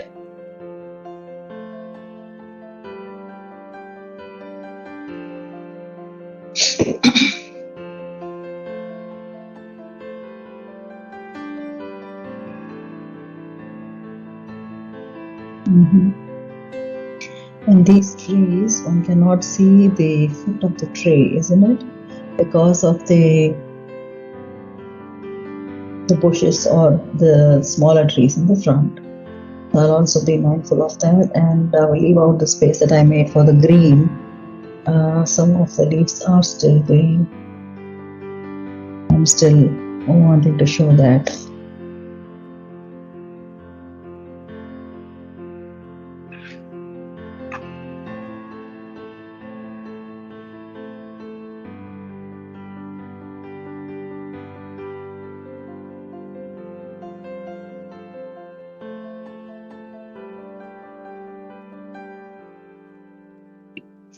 I would love to sit for hours on this location to paint. The cold definitely doesn't allow, and the weather definitely doesn't stick around for many hours like this. When I took the pictures in the morning, it was bright blue, and this cloud is now turned totally gray, and it's fully gray all around wherever I can see right from my window. And I'm sure this place where I went in the morning also is in the same way. And that's why these pictures help. Taking a snapshot of what you like and trying to study that is a good practice. If you can sit for hours on a location and paint away, when you know that the clouds, maybe the clouds will move around, of course, there won't be much of a weather change. It's a good idea to go and sit in the nature and try to paint. So I'm doing this section. It's got to be more orangey, I guess. I think I need a bit more of the cadmium orange. You can see the need of it. I will go back to that in a short while, but I'm just trying to see whatever I could use from the palette that I have currently and work on before I pick up some more of the color. Yes.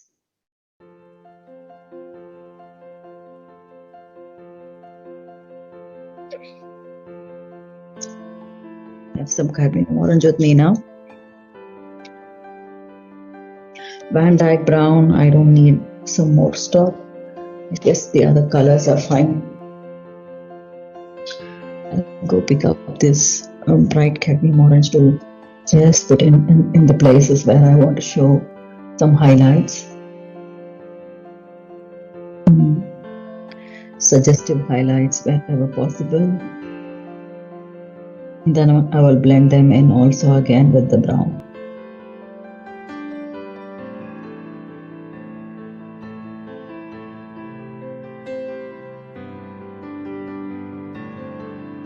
Okay. I guess this is fine here, and I want to make a suggestive highlight here.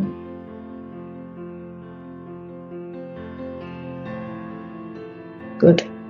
I'll stop that and then start mixing a bit of the Van Dyke brown to get back to the color tonality that we had been working on for a while now. And because it's a little closer to me and I can see more of the green also here, so I will make sure that I will also add some green as well here. Do that. Okay.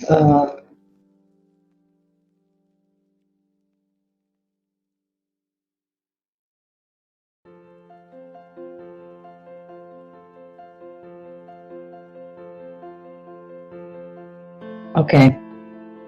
So I'm going to take a bit of this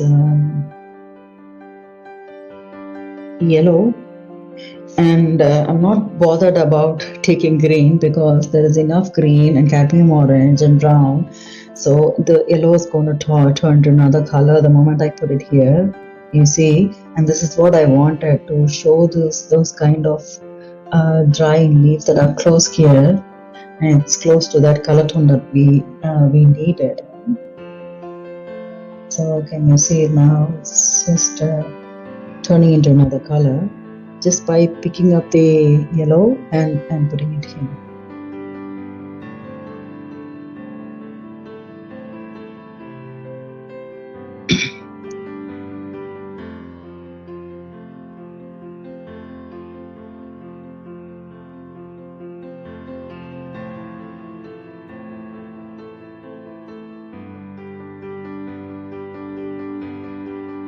Going on doing that in some more places.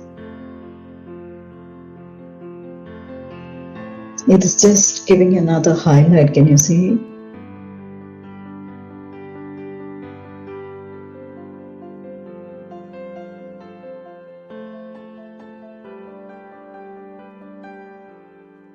And I want that a little bit on the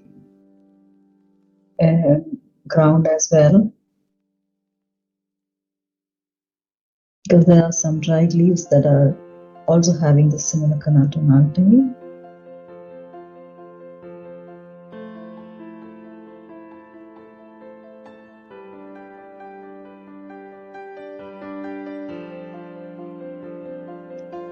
Okay. And on the opposite side also, this yellow will help because we had put the cadmium orange and brown in those places, but those places where it's light, you can still use this yellow that will blend in and give the light. Can you see?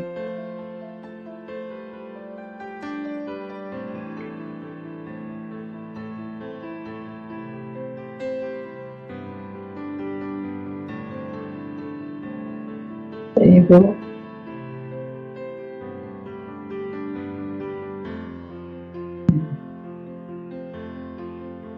Yeah. Right there. This itself, looks more appealing. But we still have a few more things to go before I want to complete the study. I will use the same yellow also in some places here. It's helping me give another shade that is blending with the cadmium orange.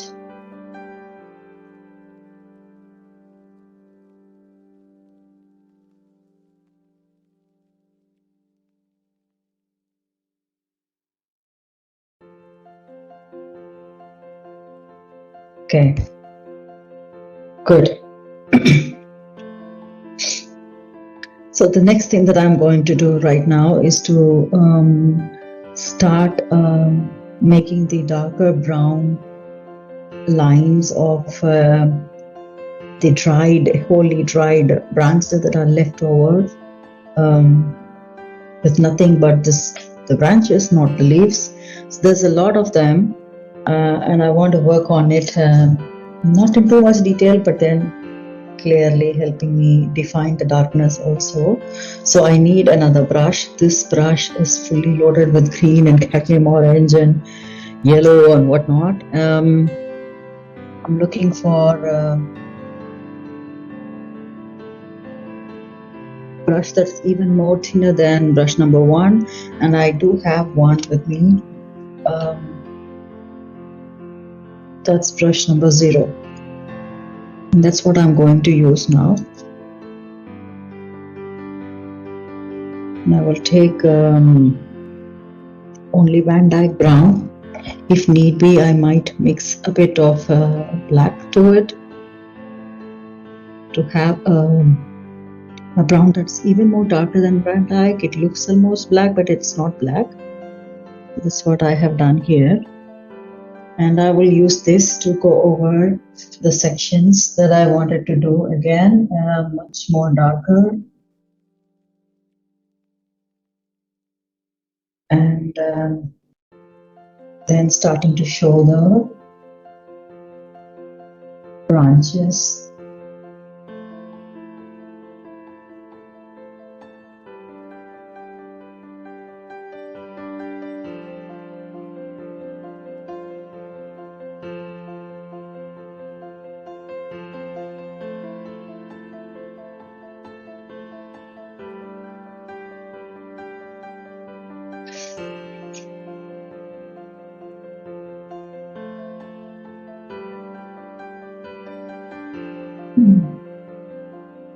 These branches are much more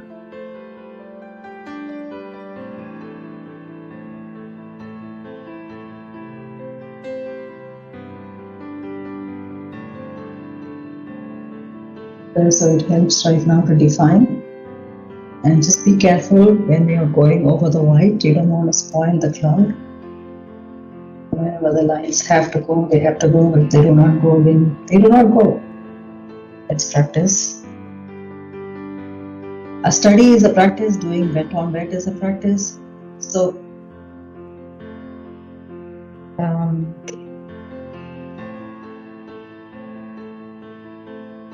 practice as much as you can. So when you do the real artwork for, let's say, a business purpose or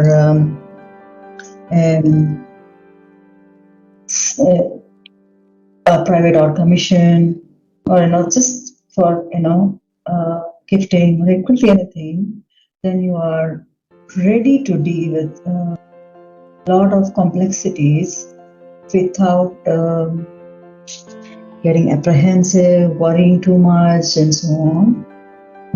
This gives you, the practice is always helpful for you to learn more and make yourself a little more confident about your approach.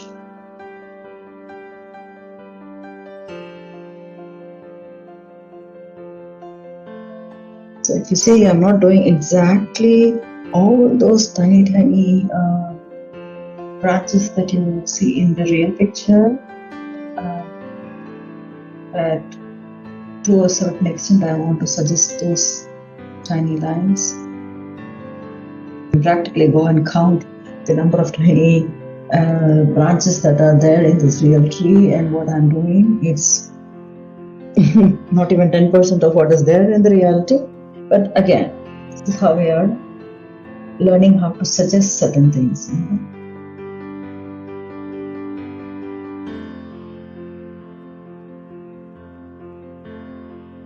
Okay. Yes, it helps here for me to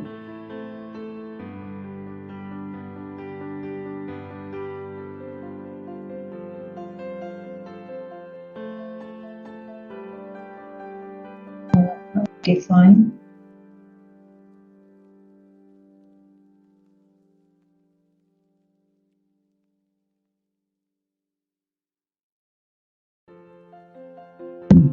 this is where these branches are going and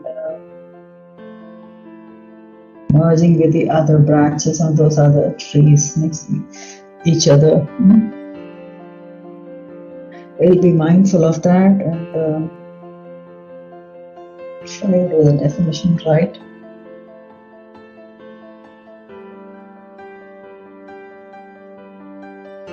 Suggestions right. Even these trees are having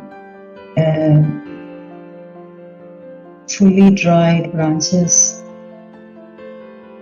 So be mindful of that.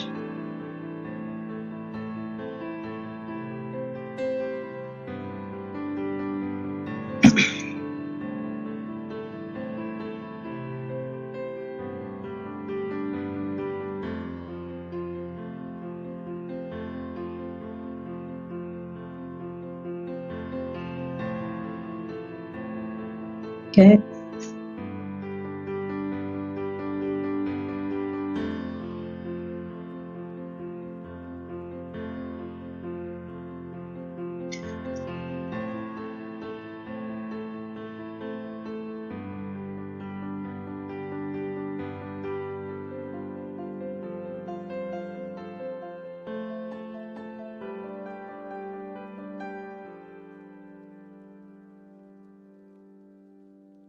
This brush tends to get loaded fully with the color very easily, so keep on rolling it like this. Otherwise, it gets thicker and spoils the whole game.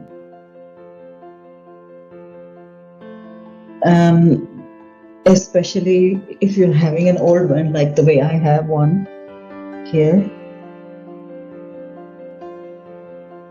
While a new brush will have a bit more of those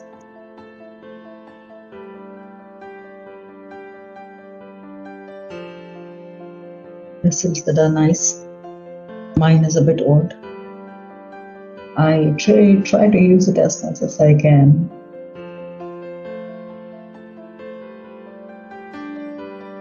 Here it gets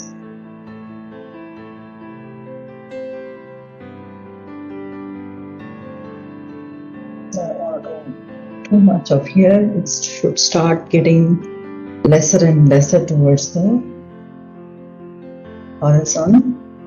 So I will keep that logic in mind and not go overboard when I'm doing this.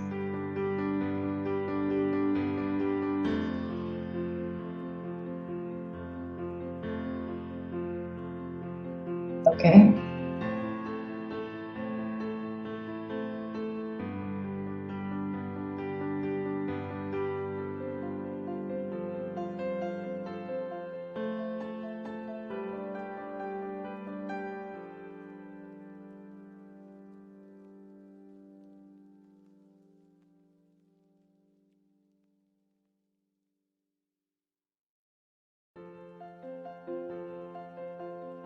So this is where I want to make a stop to this line altogether.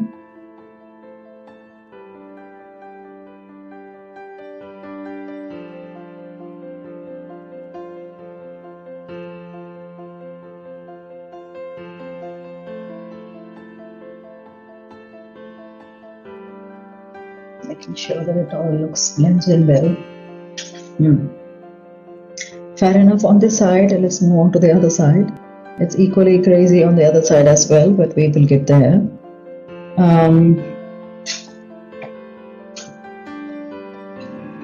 Can we start with a suggestive line here on this corner? This is the strongest line here, showing the smaller tree here.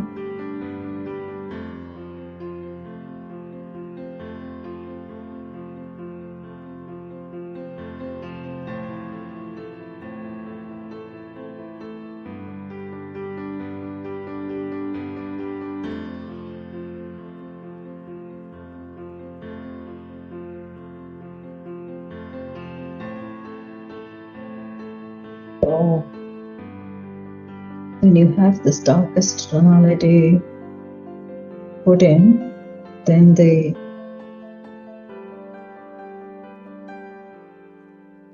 picture gets this nice impression already.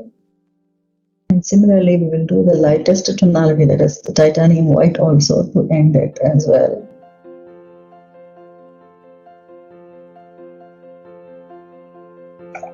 So, just see, these are, it's very, see some of these lines. There's a lot of lines here.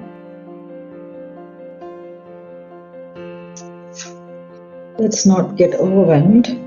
We'll start one by one. So the darkest of them, the wood, of course, the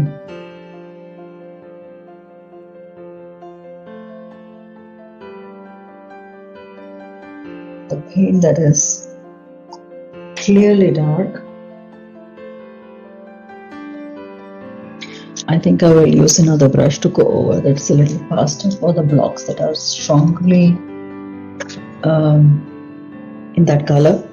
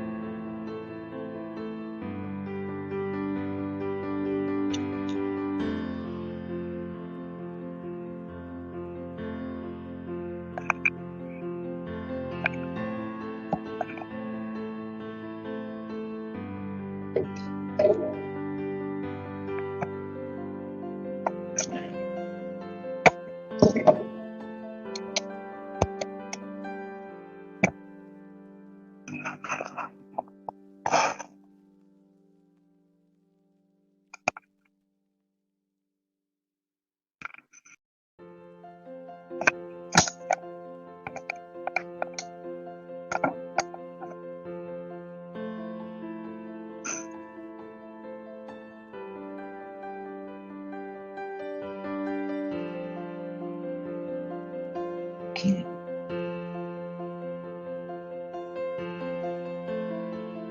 Brush number 1 is fully loaded with the cadmium orange, but I can go back to picking up this brown and adding a bit of the black to make it darker.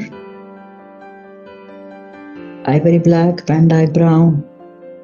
It's really dark now, the way I wanted.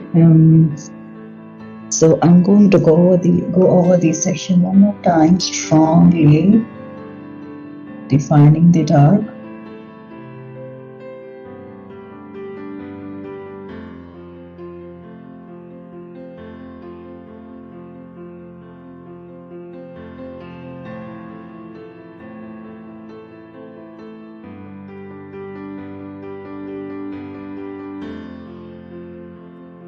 And these lines I'm comfortable doing with this brush number 1 because they are not so thin the way we had on the other side. Remember, we are also showing distance. These trees were far away from me when I was standing here. So I would see less of those or very thin effect of those lines as compared to these sections. So I will use brush number 1 to go over these branches. And of course, if I need, I will definitely switch back to brush 0 as well.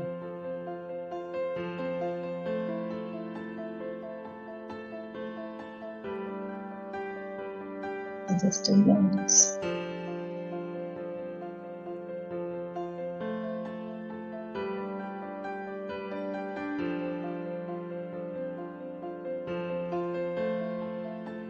Okay, so far so good. But in this green patch that we made, there was a lot of tree branches that we were missing, isn't it? So I want to capture that. This was a little more thicker, so I'm going to get that because it's one of those trees, so it was thicker. So I have to get that right. And then these sections that are showing parts of branches coming from different sections. leaving a bunch of really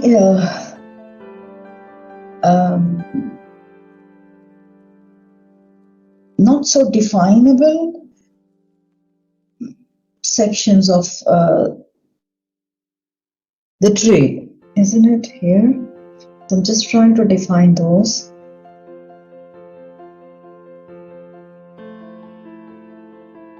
Okay. And then going over each sections also. Are they getting better?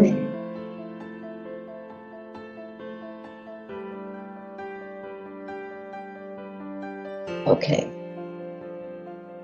So now I'm ready to do some more of these nice little branches that are coming out. And when I do that, this brown also blends in with this green, cadmium orange, whatever I have, and that's exactly what I want also to depict nature. So I would love to do that. So I leave it like that. Wherever it goes.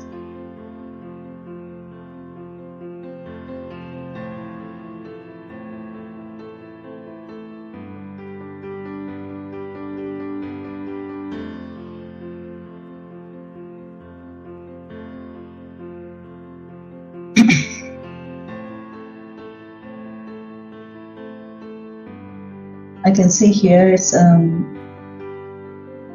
more cluttered here, isn't it? And we need some more of this green also to be added in some places. I'm trying to do as much as possible the branches, and then maybe I will, if I need, I will try to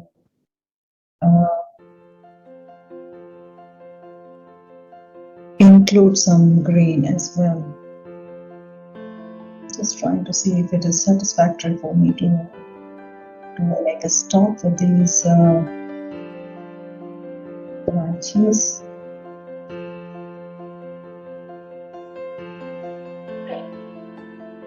I'm still going in that direction also.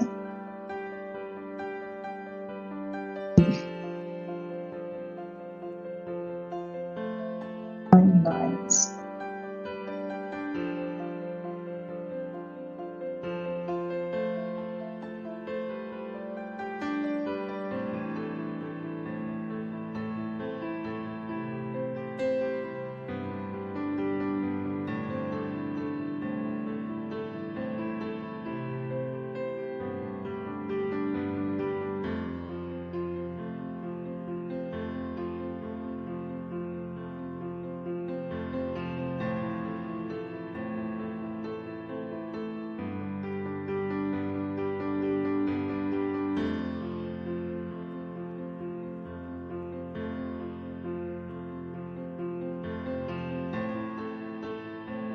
Remember all these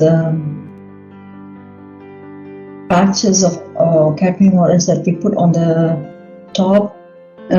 It should also come from the logic that there is more tree branches up there, isn't it? So I'm just trying to make justify those lines, those spaces with enough branches whenever possible.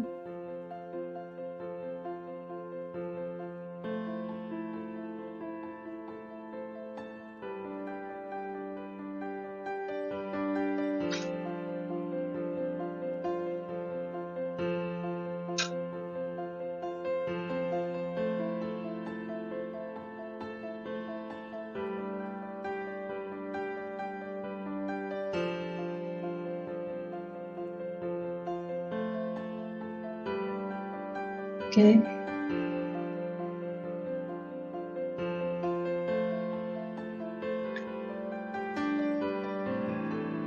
I wanted some more of the green.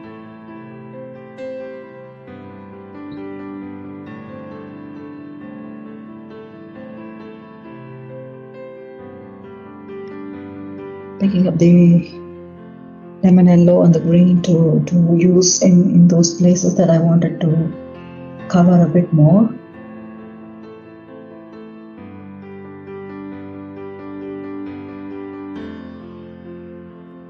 this horizon is such as totally the point is covered.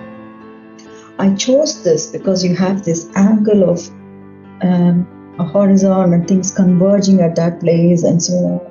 So I like that aspect of it, and that's why I chose this location as such to take a picture and work on to show you.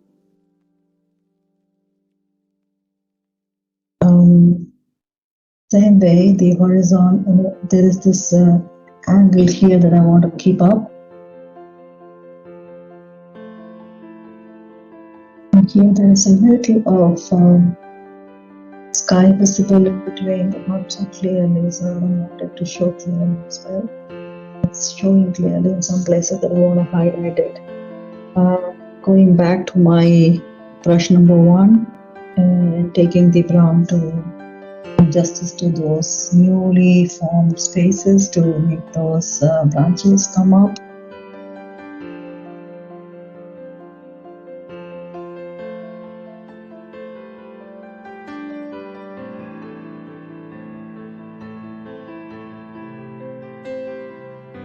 Okay.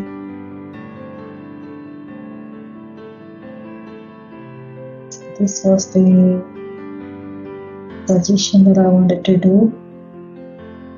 Yes, I am convinced with these for now.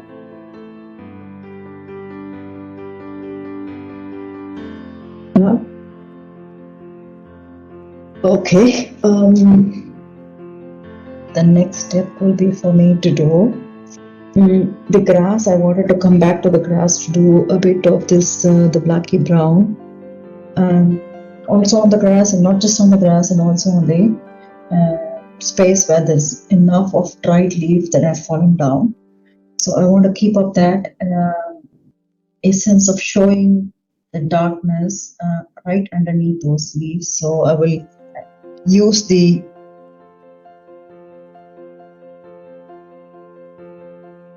Van Dyke brown and black to start making those suggestions right underneath those orange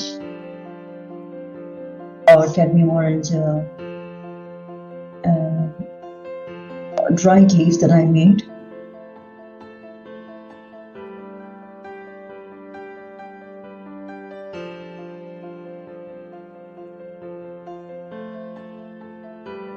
So this will help me enhance just the way dried leaves are. There is enough of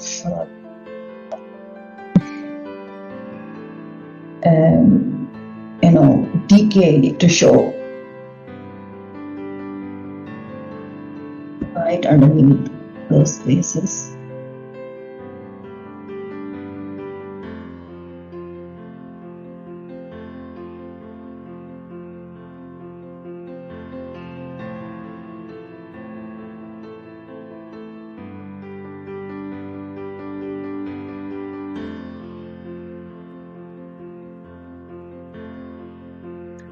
Okay.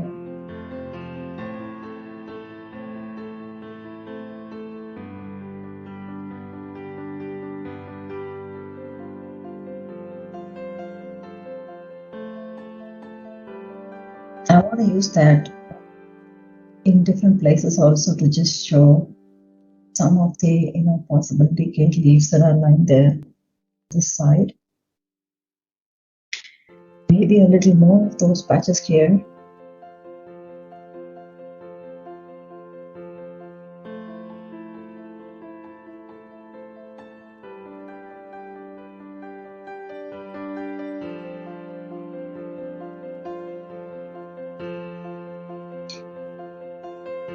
Fair enough. Going by the logic, there must be some of those cadmium orange and dried leaves up here also, right in between this pathway. There is. I'm trying to show that.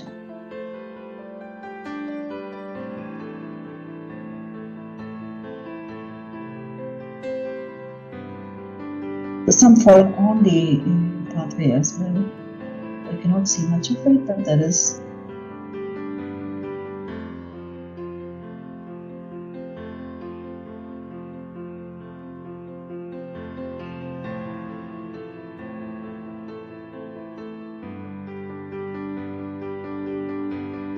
Yeah.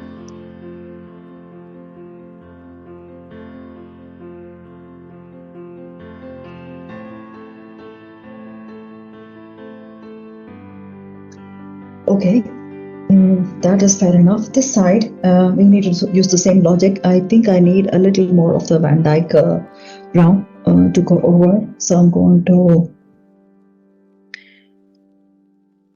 take that.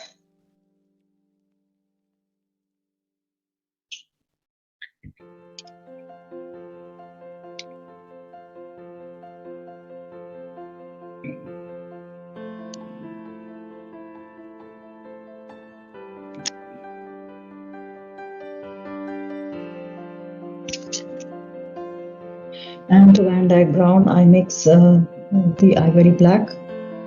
I still have some of it in the palette, so I'm just going for that. So the darkest tonality is ready. So to do the same logic of introducing some more darker space here, just to show some decayed leaves or the layers in between.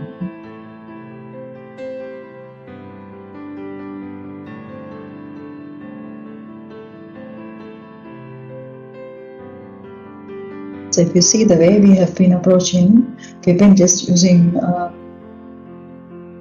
brush, tip of the brush, touching the brush and not going into the details all along. But we have been able to achieve some sort of understanding of where light is, where shadow is, where distance is, what is close to you, what is not close to you, so on. So this is possible to try and practice when you put your mind to it. A couple of hours or so.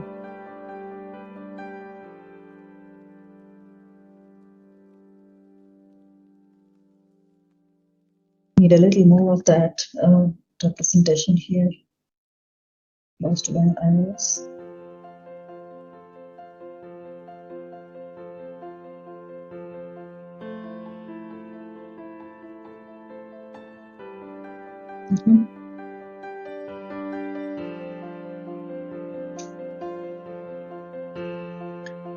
So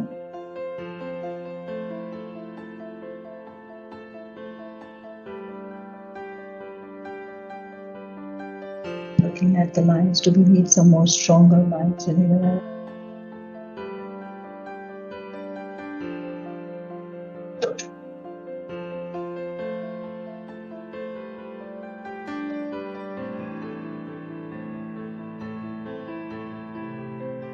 Double checking on the areas that I did.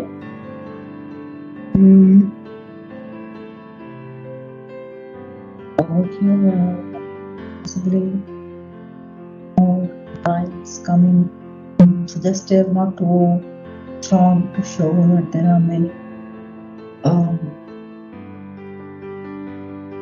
bushes or branches here. Fair enough. This is convincing to me, at least to a certain extent. So for a study, this is fine. And I think I will now try to move on to the suggestions on the grass. For the suggestions on the grass, the brown did help. So I'm just going to take the Van Dyke brown that I have in my brush to just roll it over in the space where I will put in a little more of the green. Okay, I will take this, I think I had this chrome oxide green and olive green mixed in it, so I'll do that again. And I have a little bit of yellow, maybe I will need it along the line.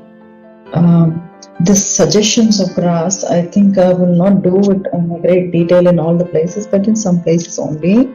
It's the same logic that we used to do the suggestions of these dry, fully dried branches. So I will take brush number 0. It's got some color, so I'm just wiping it off. and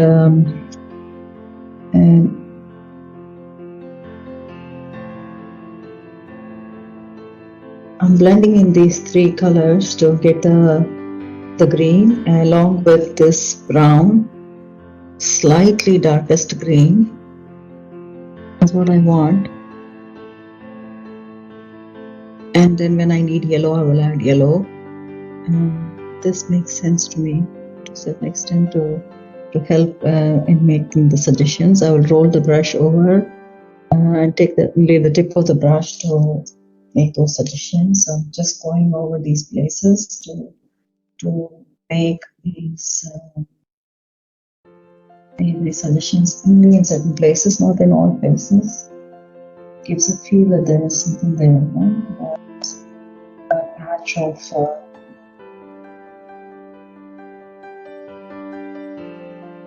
grass or something. So because we used the style where I made the grass suggestions, putting in my brush in this angle, there was like a, what do you say, a pochi effect on the canvas.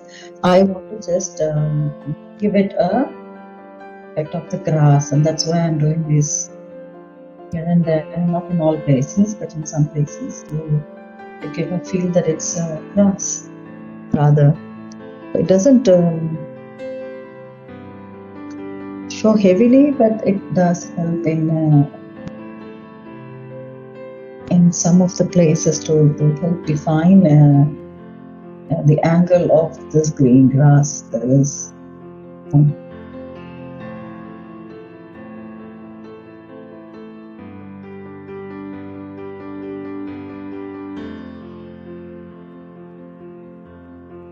especially close to the road. I want those lines to look like, you know, there's some grass. So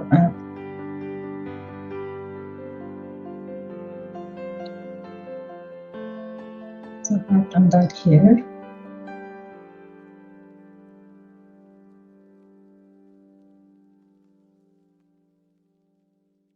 This is fair enough for me, and I want to do the same thing on those lighter green patches also. When I do that, automatically the lighter green will get slightly darker also. So I will be very cautious not to use it fully in all places.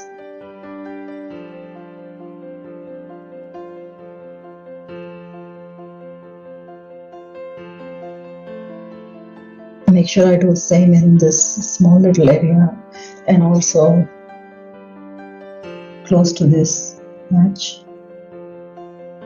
There's no grass as such here. There was even if there was, I couldn't see because it was fully covered by the dried leaves. But still, I would just put a slight suggestion somewhere close to the corner of where the the land ends and the pathway starts. So I have done that. I'm looking for spaces where I could use this green again. If there is any place that I have missed and I wanted to show, I could do that. There's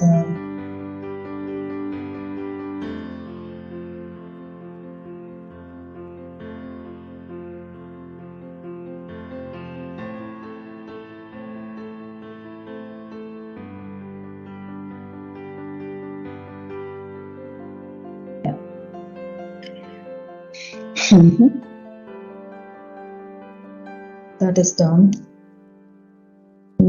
One last thing, one last thing. There are two things that I have to do. One is to show the lady in the bike. It's really hard to show her, but still I would like to show her.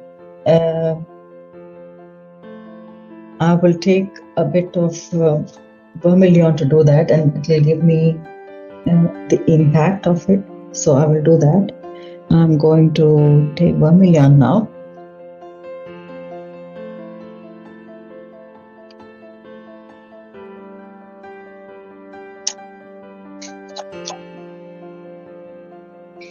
I have it. Not too much, a tiny bit of it will help for me to help define.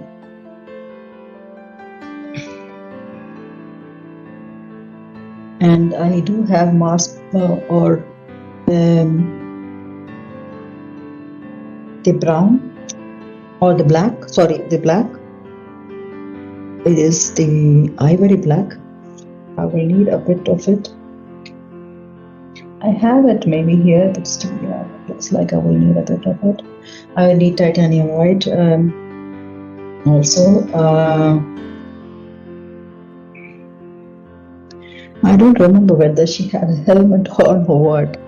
I could remember her smile though. Okay. So we're going to define, and we need the tiniest brush. I think I will take brush number 1 again and wipe it off clean before I pick up the vermilion. So she was wearing something close to vermilion or red as a jacket. So that's what I could see here. So I'm just trying to define that and putting in the space of where she was and placing her head. Because you don't see much of the body. It's up to the shoulder maybe, and then you see the light because she had the light on in her bike. So that was the whole of what you could see. This person here. So I did that.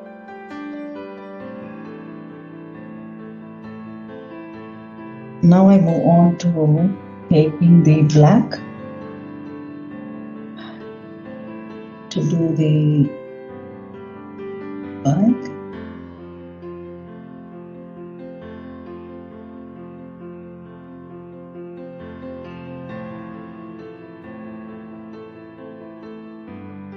So one cannot see much of it here.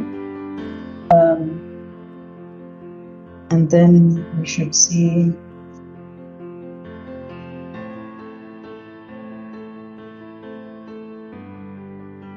white. So I'm wiping off my brush again, cleaning. It's still having the black.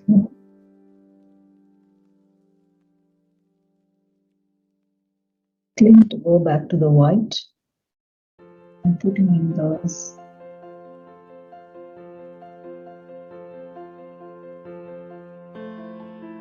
slightly suggesting the handle on the front of the wheel or something like that.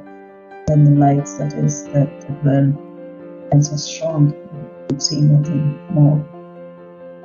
Yeah, okay. So we have made that suggestion there. And now it's time for me to use the last, but not the least color, the titanium white, to go over some nice highlights that I want to make on the tree and faces. So I will do a very thin, see the very thin impact of white catching the light and on these branches. The moment you use a little bit of it here, the brown or other colors that are there will definitely catch on. So it's important to have a clean towel or something to wipe off frequently before you go on to pick up a little more of the white.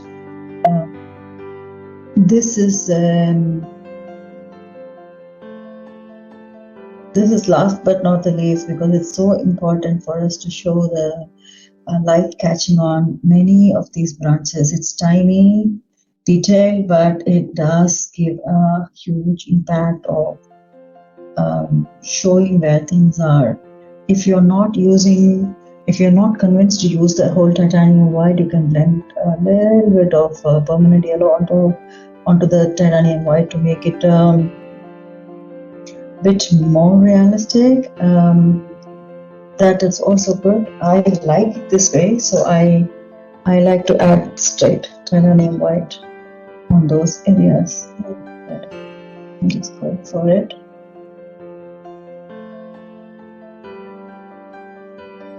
So the word also will have nice suggestions.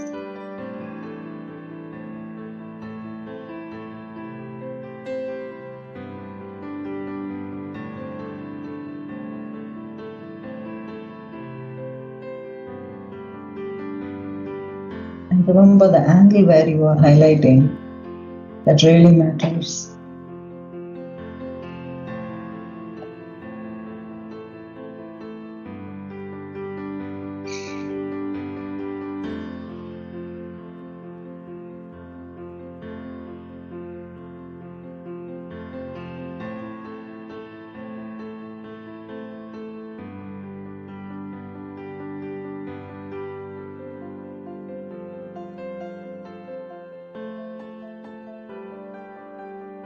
Okay.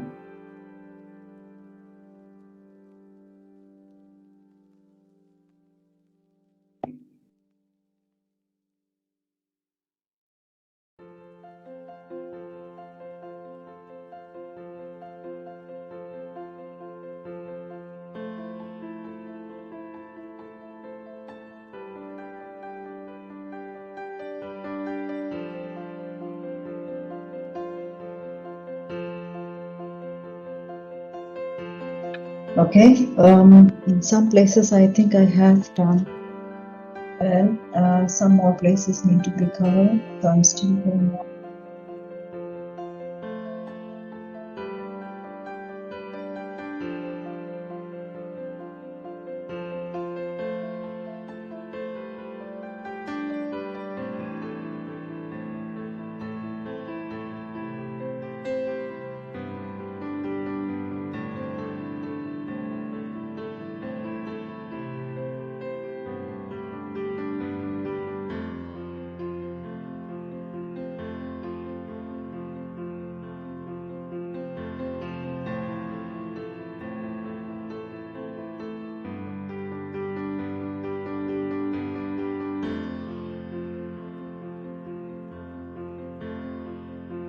Okay, my brush tends to change color. Going back to pick up some more, I just picked up some more of the white and going over those sections that need the highlighting.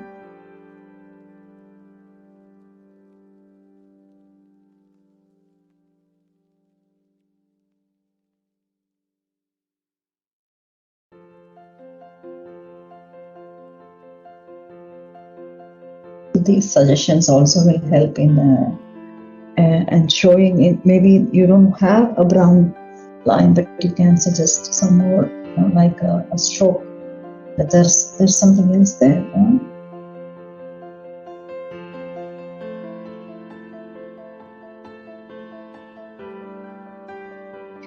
I'm going to do the same thing on the other side as well. Remember, when I do this, I will also do the sides of the roof.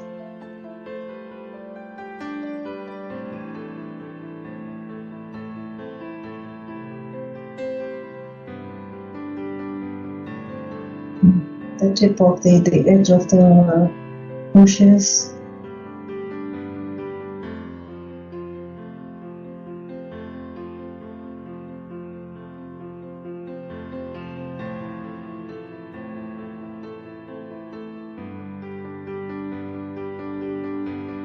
And again, I will make sure the logic fits in fine.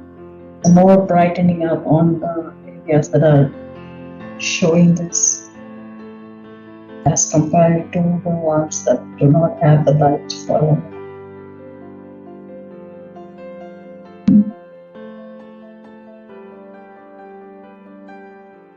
Somewhat lighter tonalities. More the work.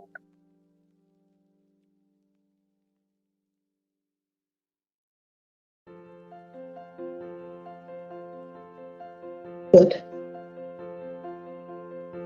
Fair enough. I will go over the same logic on the trees here. The trees here are also getting light.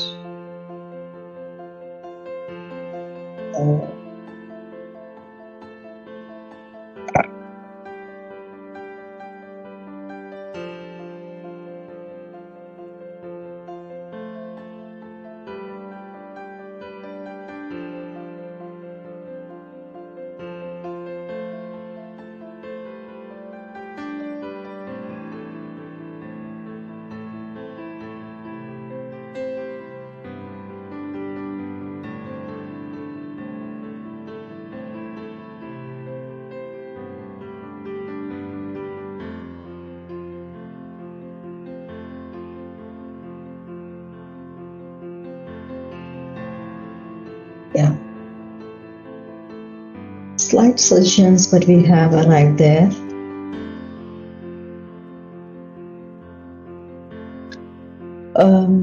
In this red, I want to just put a suggestive white for the face. We cannot see the face of the cyclist or the biker, but just lighting there.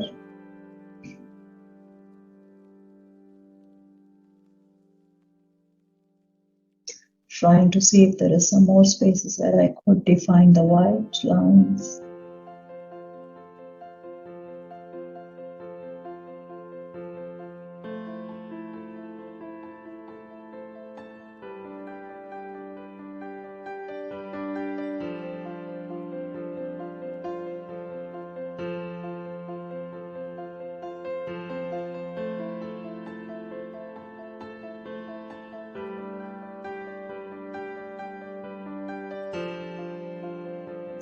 I guess this is fair enough.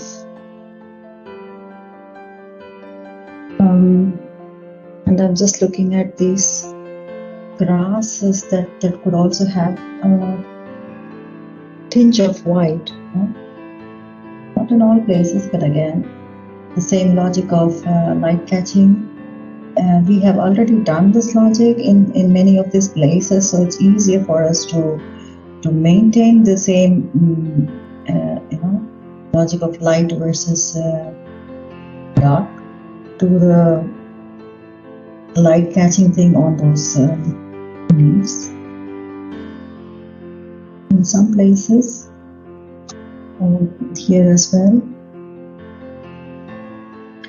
And I'll wipe off and I'll do the same thing on this side of the grass.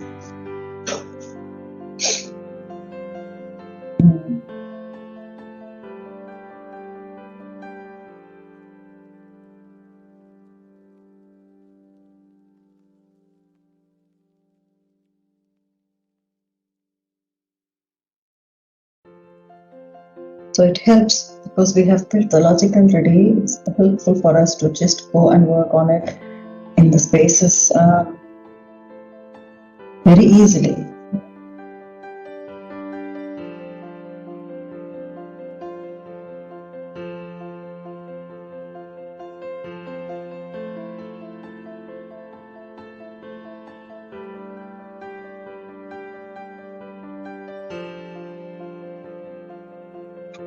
Yeah, it's taking too much of green already, wiping it off to pick up some more white.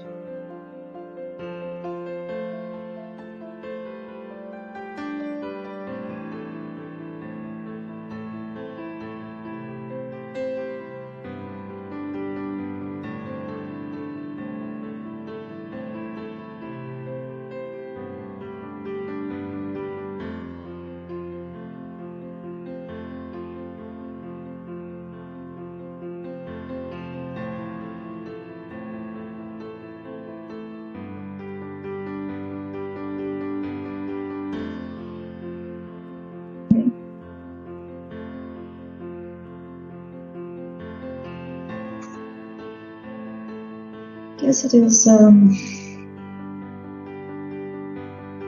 enough to mark a stop.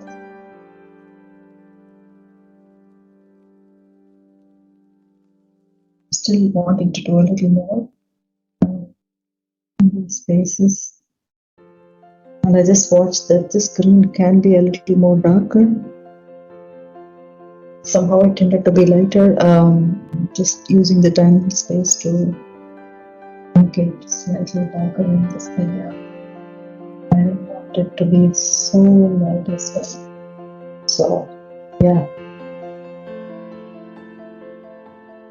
With that, I guess we are done. Thank you very much for watching this, and I hope you enjoyed it. And if you have tried something, please do share your pictures also in the comment section and share your feedback, whatever you feel like. Yes. Thank you very much. Bye bye.